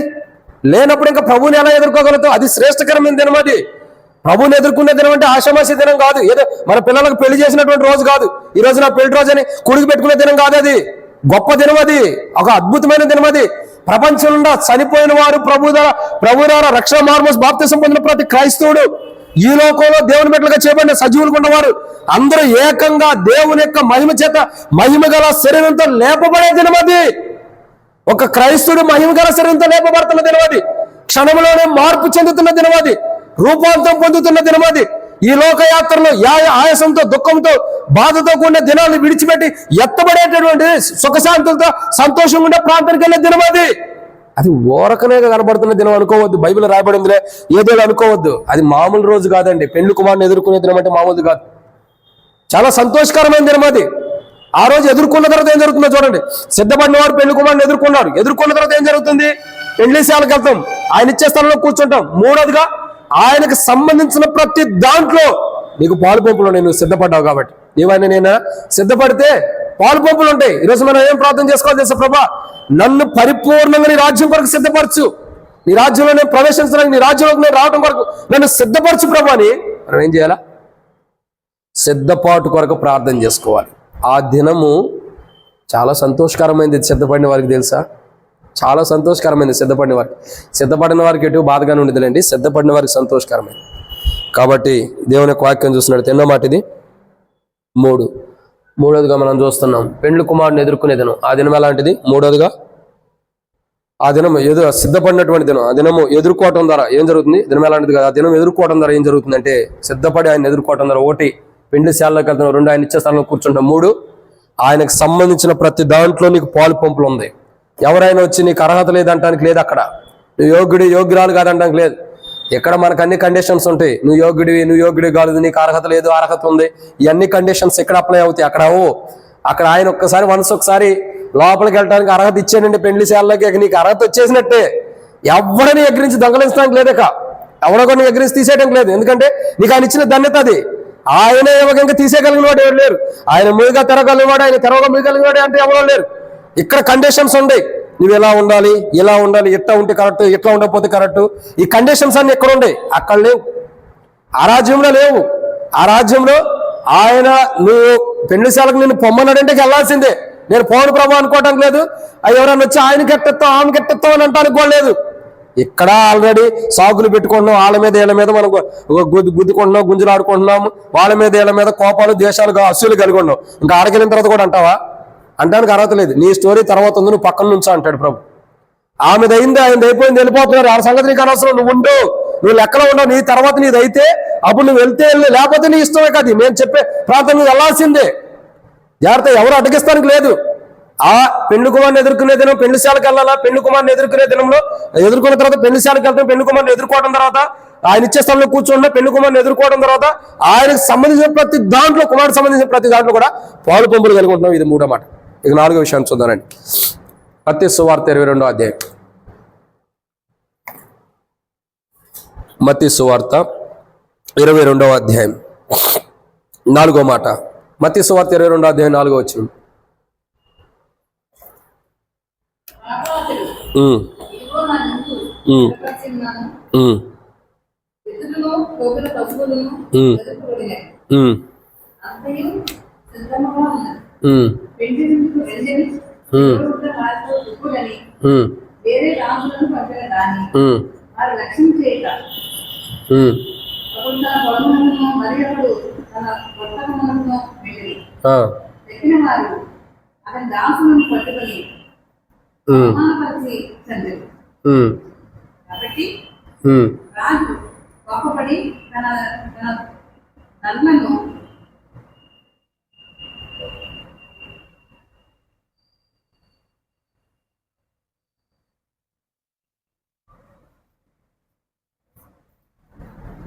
కాబట్టి మత్తయి సువార్త 22వ అధ్యాయం 4వ వచనంలో 4వ మాట ఏంటంటే, ఇది ఎలాంటిది అని మనం చూసినట్టయితే ప్రియులారా, ఇక్కడ 4వ విషయం రాయబడుతుంది.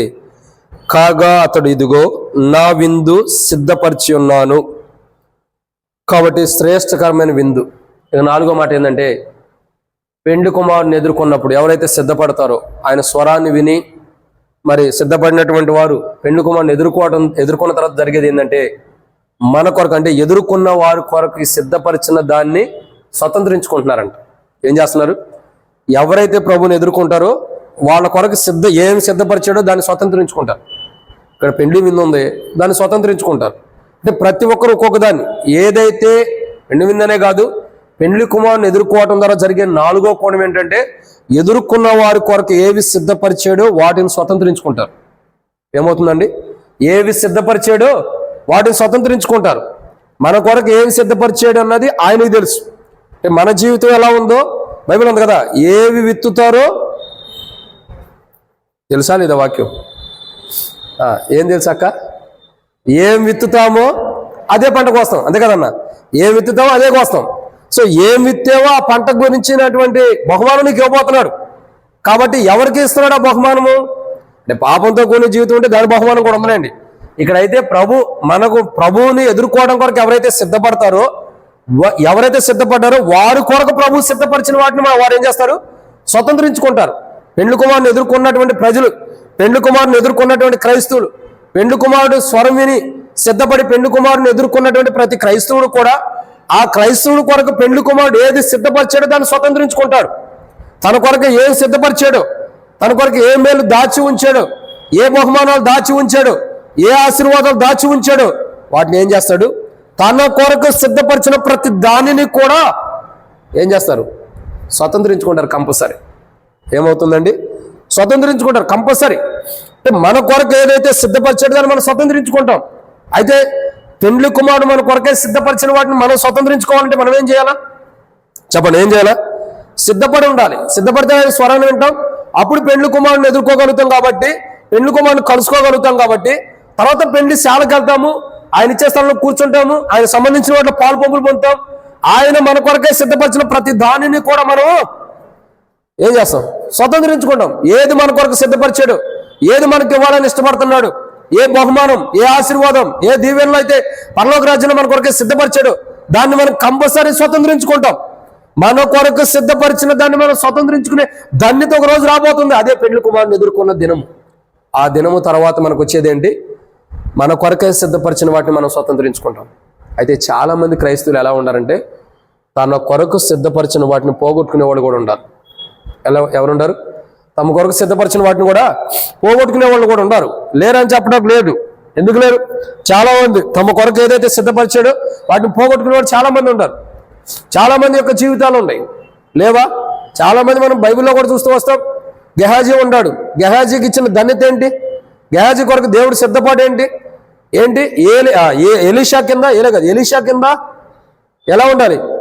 ఒక శిష్యుడిగా ఉండి ఎలీషా యొక్క వారసత్వాన్ని పొందుకోవాల్సిన వాడు. ఏలియా యొక్క వారసత్వాన్ని ఎవరు పొందారు? ఎలీషా పొందుకుంటూ వచ్చాడు. అందుకే ఎలీషా చూడండి, ఏలియా మరి నది దాటి వెళ్ళిన తర్వాత ఆ యొక్క దుప్పడు కొడతాడు, అదంతా జరిగింది, వెళ్ళిపోతాడు. తర్వాత అగ్నిరాధాలు వచ్చి వారిద్దరిని ఏర్పరుస్తాయి. ఏ పరిస్థితులు అయితే, ఏ సిచ్యువేషన్లు అయితే, ఏ పనులు అయితే ఏలియా చేస్తూ వచ్చాడు, అయ్యే పనులు రెట్లు వచ్చేటప్పుడు ఎలీషా కూడా చేస్తూ వచ్చాడు. నది మీద కొట్టడంతో నది 2 భాగాలుగా అవుతుంది, నడుచుకుంటూ వస్తున్నాడు.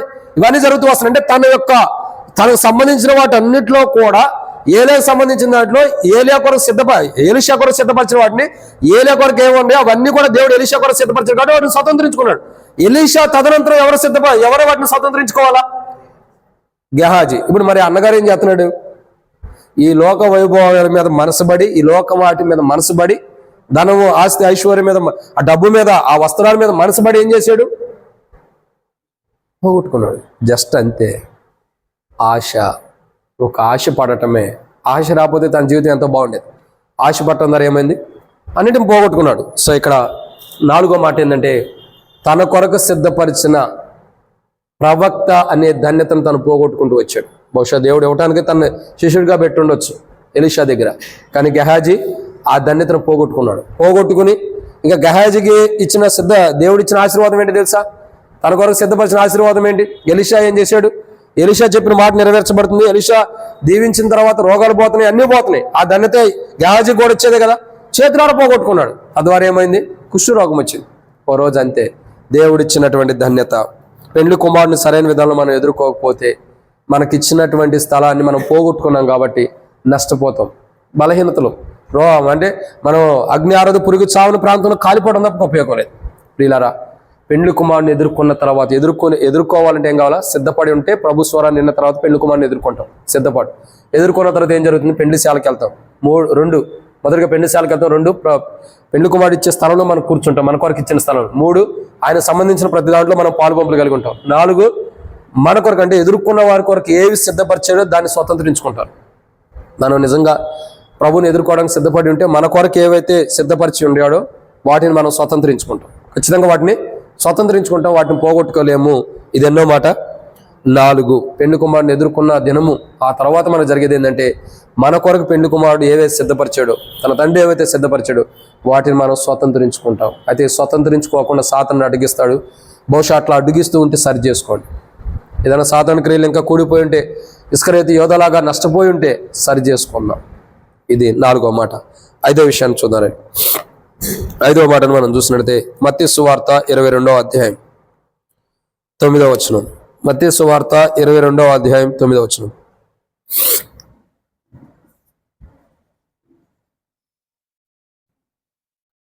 మత్తయి సువార్త 22వ అధ్యాయము 9వ వచనం. గనుక రాజమార్గములకు పోయి మీకు కనబడు వారందరినీ పెండ్లి విందుకు పిలువుడని తన దాసులతో చెప్పాను. కాబట్టి ఇక్కడ మనం చూస్తున్న 5వ మాట ఏంటంటే పెండ్లి కుమారుని ఎదుర్కోవటం ద్వారా 5వదిగా జరుగుతుంది ఏంది? పెండ్లి విందుకు భుజించడానికి మనం వెళ్తున్నాం. ఏం చేస్తున్నామండి?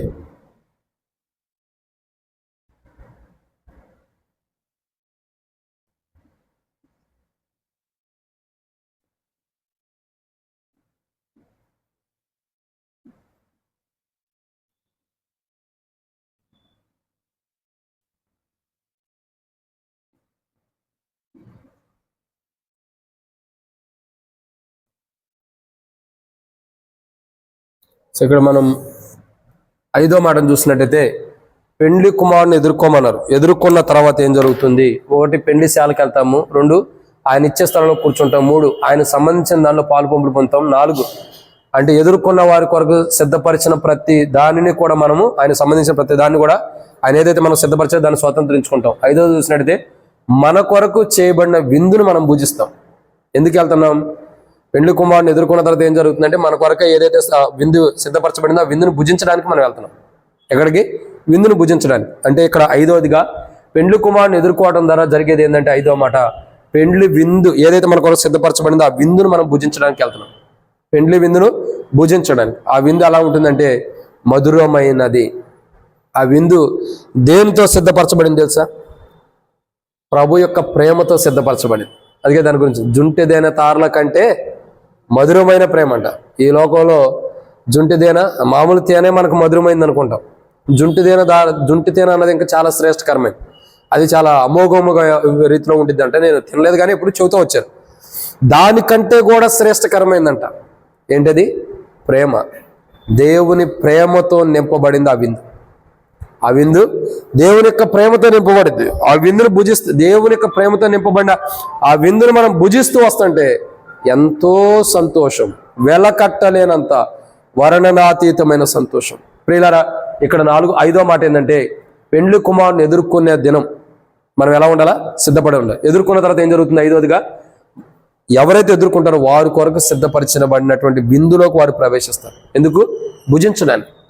అసలు చాలామంది అవగాహన లేని ఆలోచన.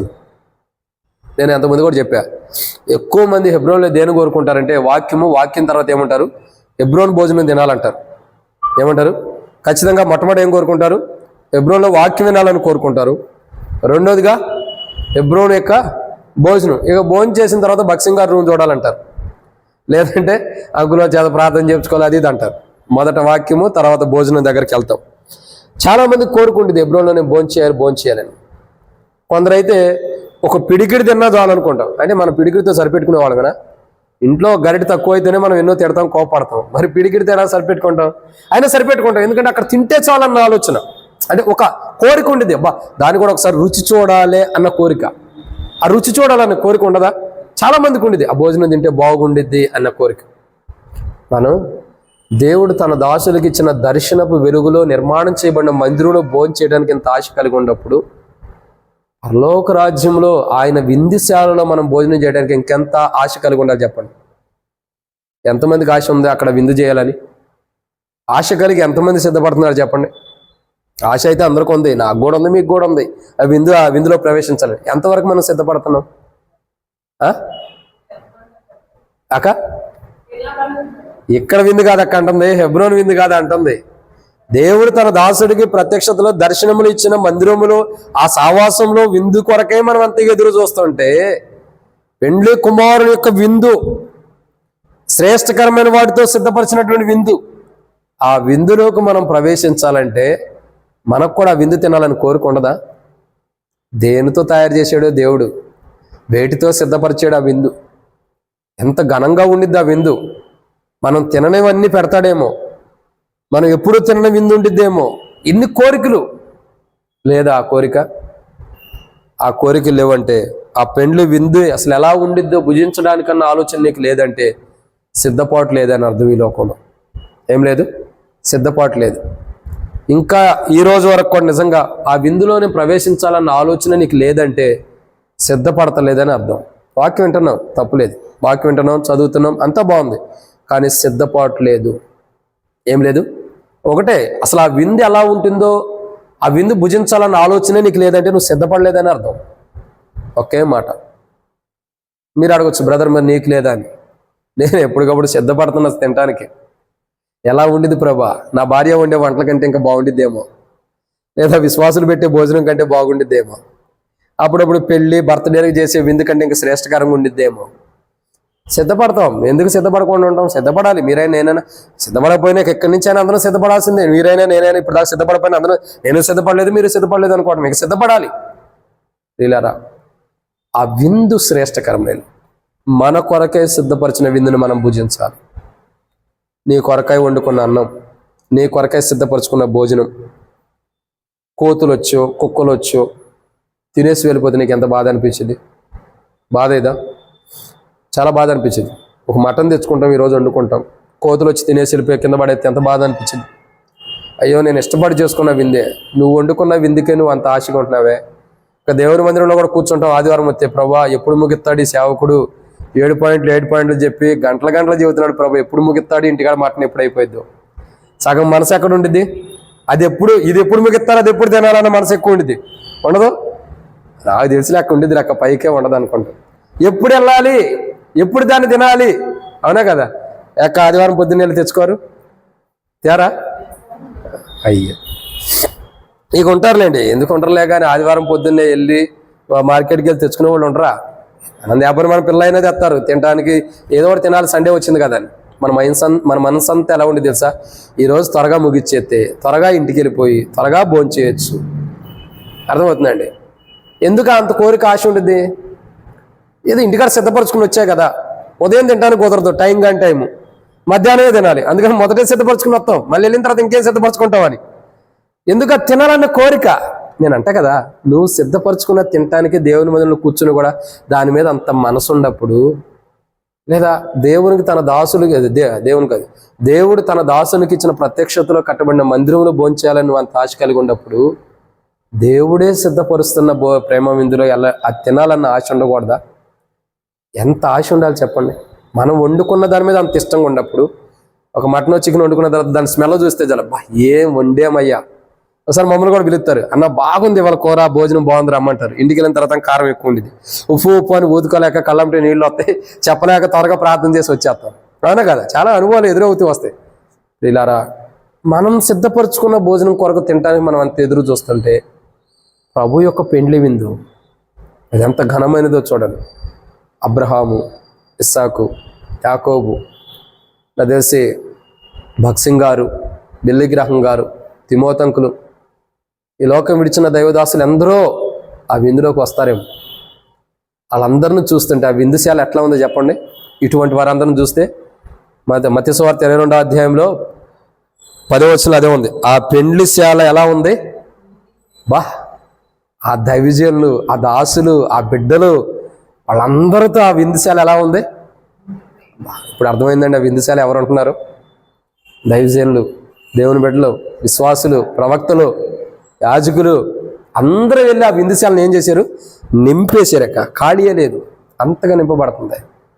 ఓ రోజు చూస్తాం, ఎక్కడెక్కడైనా బఫే సిస్టమ్ భోజనం పెడితే పెళ్ళికి వెళ్ళినప్పుడు ఆ ప్లేట్ తీసుకుని ఆ యొక్క ఫంక్షన్ హాల్ మొత్తం తిరిగి వస్తాం. మనం ఇక్కడ తీసుకుంటాము, ఈడ కనపడితే ఇంకొక అతను కనపడితే అతని దగ్గరికి వెళ్తాం, ఇంకొక అతను, అది మొత్తం తిరిగి వస్తాం. ఈలో ప్లేట్లు కూడా అయిపోయింది, అందరితో మాట్లాడు తిరిగి రాము. బహుశా పెండ్లి విందులో అబ్రహామును చూడొచ్చు, ఇస్సాకును చూడొచ్చు, యాకోబు దగ్గరికి వెళ్ళొచ్చు, భక్సింగ్ గారి దగ్గరికి వెళ్ళొచ్చు, తిమోతంకుల దగ్గరికి వెళ్ళొచ్చు, ఇప్పుడు సజీవులు కొండ వారిని కూడా కలుసుకోవచ్చు. ఆ పెండ్లి విందు అమోఘమైనది. నిజంగా ఆ పెండ్లి విందు దేనికంటే మనం అందరినీ ఒక రకంగా చెప్పాలంటే మనం అందరం కనబడేటటువంటి విందు. అది అంత గొప్ప విందు, అంత గొప్ప విందు. ఆ విందును మనం ఏం చేయాలా, భుజించాలి. ఎవరితో భుజిస్తున్నాము, పరిశుద్ధులతో. అట్టి విందు మనము భుజించేవారుగా మనం ఏం చేయాలా, సిద్ధపడాలి. పెండ్లి కుమారుడిని ఎదుర్కోవటం కొరకు మనం ఏమై ఉండాలా, సిద్ధపడాలి. సిద్ధపడినప్పుడు ఆ విందుని మనము భుజిస్తాం. ఇది ఎన్నో మాట చెప్పండి, ఎన్నో మాట 5. ఇక 6వదిగా చూద్దామండి. మత్తయి సువార్త 22వ అధ్యాయం. మత్తయి సువార్త 22వ అధ్యాయం 14వ వచనం. మత్తయి సువార్త 22వ అధ్యాయం.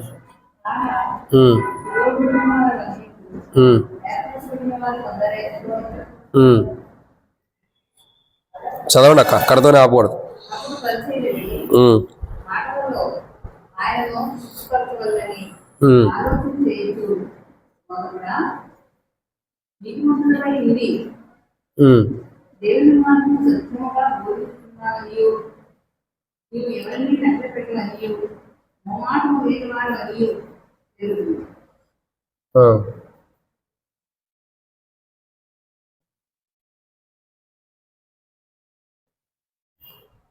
కాబట్టి ఆ రోజుగా ప్రభువుని ఎదుర్కొన్న తర్వాత ఏం జరుగుతుందంటే, ప్రభు కొరకు ఏర్పరచబడిన వారితో మనం ఏం చేస్తున్నాం, ఉండబోతున్నాం.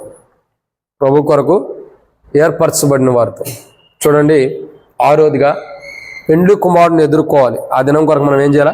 సిద్ధపడాలి. సిద్ధపడిన తర్వాత ఏం జరుగుతుంది? మొదటిగా పెండ్లిశాలకు వెళ్తాము. సిద్ధపడిన తర్వాత పెండ్లి కుమారుడిని ఎదుర్కొన్న తర్వాత 2 ఆయన ఇచ్చే స్థలంలో కూర్చుంటాం. 3 ఆయన సంబంధించిన దాంట్లో పాల్పొంపులు మనతో. 4 ఆయన కొరకు అంటే ఎదుర్కోవడం కొరకు సిద్ధపడిన వారికి సిద్ధపరిచిన దాన్ని స్వతంత్రించుకుంటాము. మన కొరకు సిద్ధపరిచిన దాన్ని. 5 మన కొరకు చేయబడిన విందులో మనం ఏం చేస్తాం? భుజిస్తాం, శ్రేష్టకరమైన విందులో. 6 ప్రభు కొరకు ఏర్పరచబడిన వారితో మనం ఉండబోతున్నాం. ఎలా ఉండబోతున్నాం? ప్రభువుని ఎదుర్కొన్న తర్వాత ఏం జరుగుతుంది? ప్రభు కొరకు ఏర్పరచబడిన వారు, పిలువబడిన వారు అనేకులు. పిలువబడిన వారితో మనం ఉంటలా, ఏర్పరచబడిన వారితో ఉంటున్నాము. పిలువబడిన వారు ఎక్కడ ఉన్నారు? పిలువబడిన వారు అందరూ ఏమయ్యారు? ఒకడేమో నేను కొత్తగా ఎడ్లు కొన్నాను, వాటిని చూసుకోవడానికి పోవాలంటున్నాడు.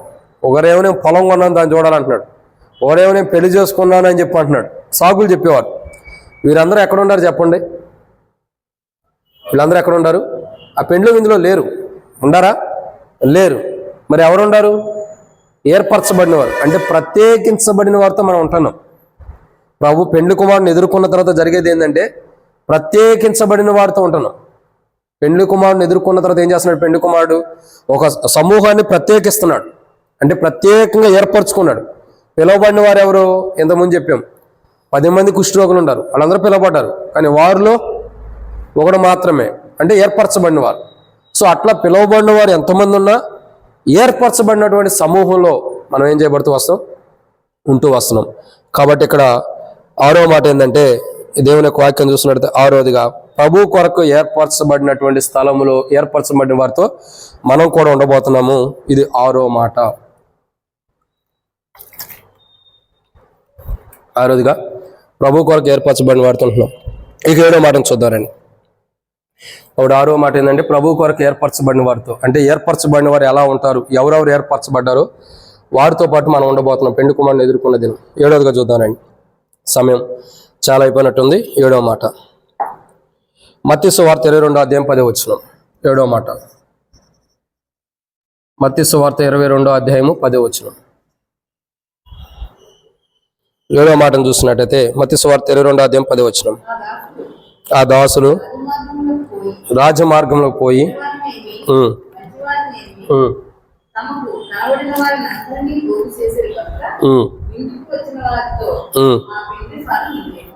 చాలా. కాబట్టి ఇక్కడ ఏమని రాయబడుతూ చెడ్డవారినేమి మంచివారినేమి తమకు కనబడిన వారందరినీ పోగు చేసిరి. కాబట్టి 7వ మాట ప్రభువును ఎదుర్కొన్న తర్వాత ఏం జరుగుతుంది? 1 పెండ్లిశాలకు వెళ్తున్నాం. 2 ఆయన ఇచ్చే స్థలంలో కూర్చుంటున్నాం. 3 ఆయన సంబంధించిన దాంట్లో పాలుపోములు పొందుతున్నాం. 4 మన కొరకు సిద్ధపరిచిన దాన్ని మనం స్వతంత్రించుకుంటున్నాం. 5 మన కొరకై చేయబడిన విందును మనం భుజిస్తున్నాం. 6 ప్రభువు కొరకు ఏర్పరచబడిన పరిశుద్ధులతో మనం ఉంటున్నాం. ఏం చేయబడుతున్నాం? ఏర్పరచబడిన వారంటే ప్రభువు కొరకు ఏర్పరచమంటే పరిశుద్ధులతో, పరిశుద్ధులతో ఉంటున్నాం. 7వదిగా చూసినట్టయితే అంటే ఏర్పరచబడిన వారంటే పరిశుద్ధులు, పరిశుద్ధతను కాపాడుకున్నవారు. ఇక 7వ మాట మత్తయి సువార్త 22వ అధ్యాయం 10వ వచనంలో మనం అందరం కూడా ఇక్కడ ఏం చేయబడుతుందండి? చెడ్డవారేమి మంచివారేమి అందరూ కూడా వారందరిని కూడా పోగు చేసిరి. అంటే ఈ పెండ్లి కుమారుని ఎదుర్కొన్న దినం ఎలాంటిదంటే సార్వత్రిక సంఘం అంతా కూడా ఒకటిగా చేయబడుతున్నటువంటి విధానం.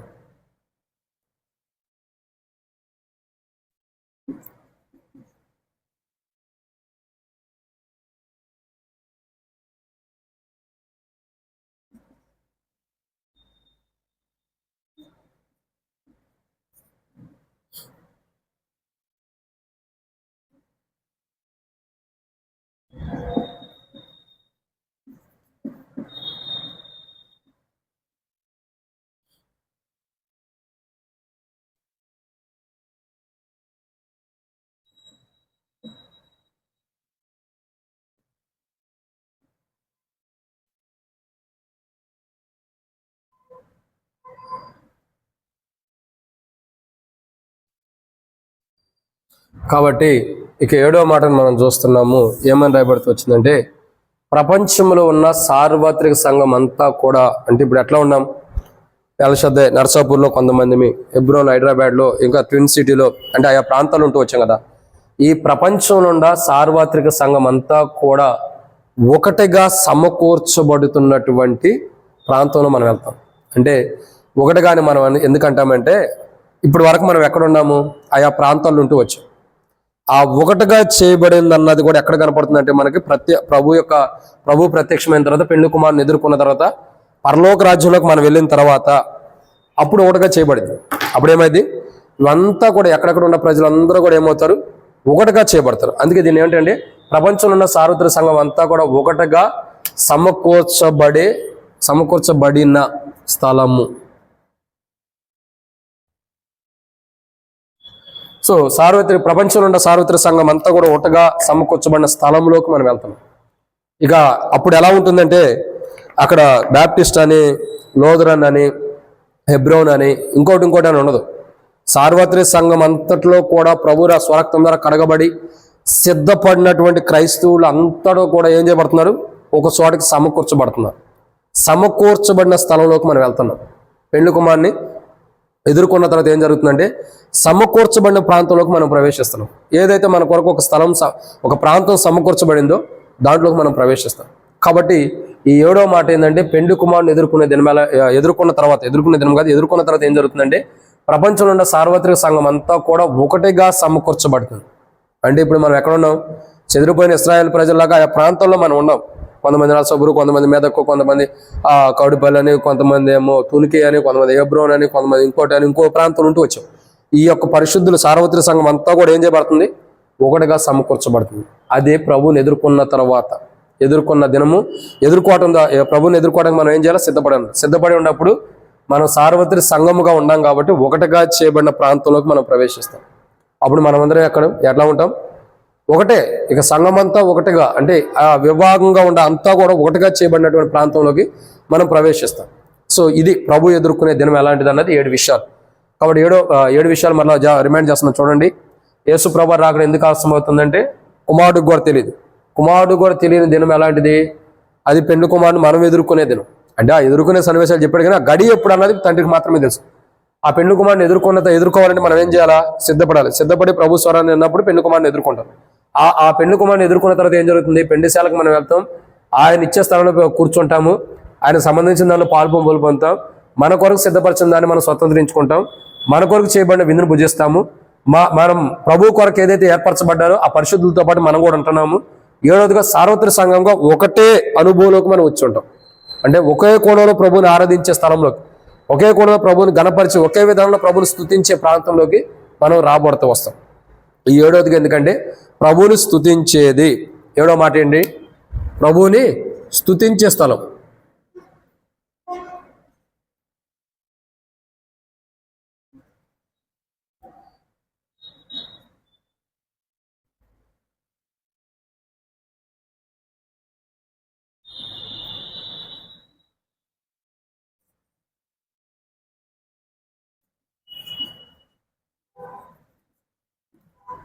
సో 7వ మాట ఏంటంటే ప్రభువుని స్తుతించే స్థలంలోకి వచ్చి ప్రభువుని ఏం చేస్తాం, మనం ఆరాధిస్తాం. అంటే ఇప్పటి వరకు భూమి మీద ఆరాధించింది వేరు, ఓ రోజు ఘనమైన రీతిలో ప్రభువుని ఏం చేయబోతున్నాం, ఆరాధించబోతున్నాం. అది 7వ మాట. ప్రభువుని ఎదుర్కొన్న తర్వాత 7వదిగా ఏంటంటే సార్వత్రిక సంఘముగా ఒక చోట కూడి మనమందరం ఏం చేస్తున్నాం, సర్వాధికారియు ప్రభువునకు దేవుణ్ణి మనం ఏం చేస్తున్నాం, స్తుతిస్తున్నాం. స్తుతించే ప్రాంతంలోకి మనం ప్రవేశిస్తున్నాం. కాబట్టి ఈ 7 విషయాలు మనం గమనించండి. పెళ్లి కుమారుని ఎదుర్కొన్న తర్వాత మనకి ఏం జరుగుతుంది అనేది 7 విషయాలు ఉన్నాయి. మళ్ళీ రిమైండ్ చేస్తున్నాం. పెళ్లిశాలకు వెళ్తాం, ఆయన ఇచ్చే స్థలంలో కూర్చుంటాం, ఆయన సంబంధించిన దాంట్లో పాల్పొంపులు పొందుతాం, ఆయన సిద్ధపరిచినటువంటి దాన్ని స్వతంత్రించుకుంటాం, ఆయన మన కొరకు సిద్ధపరిచిన విందును భుజిస్తాము. ఆ ప్రభు కొరకు ఏర్పరచబడిన పరిశుద్ధులతో పాటు ఉంటాం. సార్వత్రిక సంఘముగా చేయబడి ప్రభువుని స్తుతిస్తూ వస్తాం. పెళ్లి కుమారుని ఎదుర్కొన్న తర్వాత 7 ధన్యతలు ఉన్నాయి. ఈ 7 విషయాలు మనం పొందాలంటే మనకేం కావాలా, సిద్ధపడ అవసరం.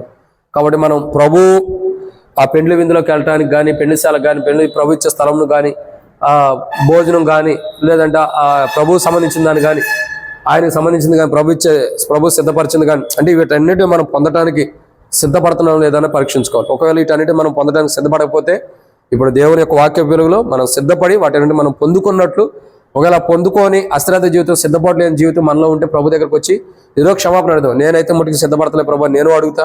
మీరు కూడా సిద్ధపడకపోతే పెళ్లి విందు కొరకు సిద్ధపడతలే ప్రభా అని అడుగుదాం. ఎందుకంటే ఆ విందు తినలేని స్థితిలో మనం ఉన్నాం. ఆ విందు కొరకు ఎప్పుడు సిద్ధపడాలి. అట్లా ఏటి కొరకు మనం సిద్ధపడలేదు, వాటి అన్నిటి విషయాలు ప్రభు దగ్గర క్షమాపణ అడిగి ఆ ప్రభువుని ఎదుర్కొనే దినం కొరకు మనం సిద్ధపడినట్టు ప్రభు మనకు సహాయం చేయను గాక. ఇక్కడ వచ్చిన వారికి, రాని వారికి కూడా ప్రభు, యూట్యూబ్లోనే వారికి కూడా, అందరికి కూడా మరి ప్రభు వచ్చే దినం కొరకు అందరూ కూడా 7 అంతల అనుభవం కొరకై, ఈ ఆశీర్వాదాలు పొందడం కొరకై సిద్ధపడినట్లు ప్రభువుని ఎదుర్కొంటే ఇవన్నీ సిద్ధపడి ప్రభువుని ఎదుర్కొన్నవారు, ప్రభు స్వరాన్ని ఎదుర్కొన్న వారికి 7 అంతల ఆశీర్వాదం. అట్లు మనం సిద్ధపడి ప్రభు స్వరాన్ని విని ప్రభువుని ఎదుర్కొని ఆ యొక్క బహుమానాలు మనం పొందినట్లు ప్రభు మన సహాయం చేయను గాక. ఆమేన్. ప్రార్థన. మమ్మల్ని వ్యక్తులకు ఎక్కువగా ప్రేమించిన ప్రియ పరలోకపు తండ్రి, పరిశుద్ధుడు అయిన దేవానికి స్తోత్రములు. విత్తమైన వాక్యం మీరు కట్టి ఫలింప చేయండి. వచ్చిన వారందరిని దీవించండి. మిమ్మల్ని ఎదుర్కొనే దినం శ్రేష్టకరమైంది. ఆ దినం కొరకు మేమందరూ సిద్ధపడినట్టు సాయం చేయమని, ఆ ఎదుర్కొనే దినాన్ని మేము పోగొట్టుకోకుండా ఎవరికి వారు సిద్ధపాటు కలిగి సరైన క్రైస్తవ జీవితం కలిగి సిద్ధపడినట్లు సాయం చేయమని ముందున సంగతి దీవించి వచ్చిన వారందరిని కూడా దీవించండి. దేవా, మీ కొరకై మీరు వచ్చే దినం ఆ రోజు దేవా తండ్రికి తప్ప కుమారుడికి కూడా తెలియదు. అయితే ప్రభా ఆ సమయంలో ఏం జరగబోతుందన్నది తెలుసు, కానీ ఆ గడి అన్నది మీ దగ్గర తండ్రి దగ్గర దాచబడింది కాబట్టి మా ప్రభువా, మరి ఆ గడియ ఆ సమయం మీరు ఎప్పుడు వస్తారో అన్నది మీకు తెలుసు, ఆ తండ్రికి తెలుసు కాబట్టి మీకు కూడా తెలియదు. కాబట్టి ప్రభా ఆ దినము ఆ గడియ మీరు వచ్చిన తర్వాత ఏం జరుగుతుందని మేము చూస్తూ వస్తున్నాం. కాబట్టి తండ్రి ఆ దినం కొరకు, ఆ రోజు కొరకు మేము సిద్ధపడినట్టు సాయం చేయమని, మాలో ఉండే బలహీనత తొలగించండి. దేహంలో ఉండే బలహీనతలు కానీ, విశ్వాస జీవితంలో, క్రైస్తవ జీవితంలో ఉండే బలహీనతలు కూడా తొలగించి, ఆ 7 ప్రాముఖ్యమైన విషయాలు మేము దేన్ని పొందుకునే స్థితిలో లేము. ఎందుకంటే సిద్ధపాట్లేదు, నా బడుకు నాకు సిద్ధపడలేదు. నా చూపులు, ఆలోచనలు, మాటలు, శరీరాంశం, క్రియల ద్వారా ఇంకా అనేక విషయాల్లో దారి తప్పిన వాడుకుంటున్నా క్షమించమని దేవా. మరి ఆ అనేక కొండలు సిద్ధపాటు లేని క్రైస్తవ జీవితాన్ని జీవిస్తూ వచ్చా క్షమించి, సిద్ధపాటు కలిగిన క్రైస్తవ జీవితాన్ని మీరు నాకు ఇవ్వండి. ఎందుకంటే నేను చూసే చూపులో కానీ, నా ఆలోచనలు, నా ప్రవర్తనలో, నేను జీవించే జీవితంలో కానీ, నేను నడిచే నడకలో కానీ సరైన విధానంలో సిద్ధపాటు లేదు. ఏదైతే సిద్ధపాటు లేదో ఆ జీవితాన్ని క్షమించి, సిద్ధపాటు కలిగినటువంటి క్రైస్తవ జీవితాన్ని మీరు నాకు అనుమతించమని, సిద్ధపడి మిమ్మల్ని ఎదుర్కొనే క్రైస్తవ జీవితం నాకు ఇమ్మని, ఆ సిద్ధపాటు కొరకే పరిశుద్ధాత్మ యొక్క సహాయం మీరు నాకు అనుమతించమని, నాకు సహాయం చేయమని దేవా. ఒకరోజు మీ దగ్గరకు వచ్చినప్పుడు 7 అంతల ఆశీర్వాదాన్ని పొందుకునేవాడిగా సిద్ధపరచమని ప్రభువైన యేసుక్రీస్తు నామం పేరిట స్తుతించి ప్రార్థించడానికి వేడుకుంటున్నాం తండ్రి. ఆమేన్. తొట్టిల గణాలను కాపాడుకును, తన మహిమ ఎదుట మహానందంతో నిర్దోషం నిలబెట్టుడుకును, శక్తిగల మన రక్షకుడైన ప్రభువైన యేసుక్రీస్తు ప్రభు యొక్క కృపయు, ప్రేమ, సమాధానం ఇక్కడ చేరిన వారి సార్వత్రిక సంఘం సదాకాలం దేవుని కృపా మహేశ్వరంతో నడిపించును గాక. ఆమేన్. Praise lord.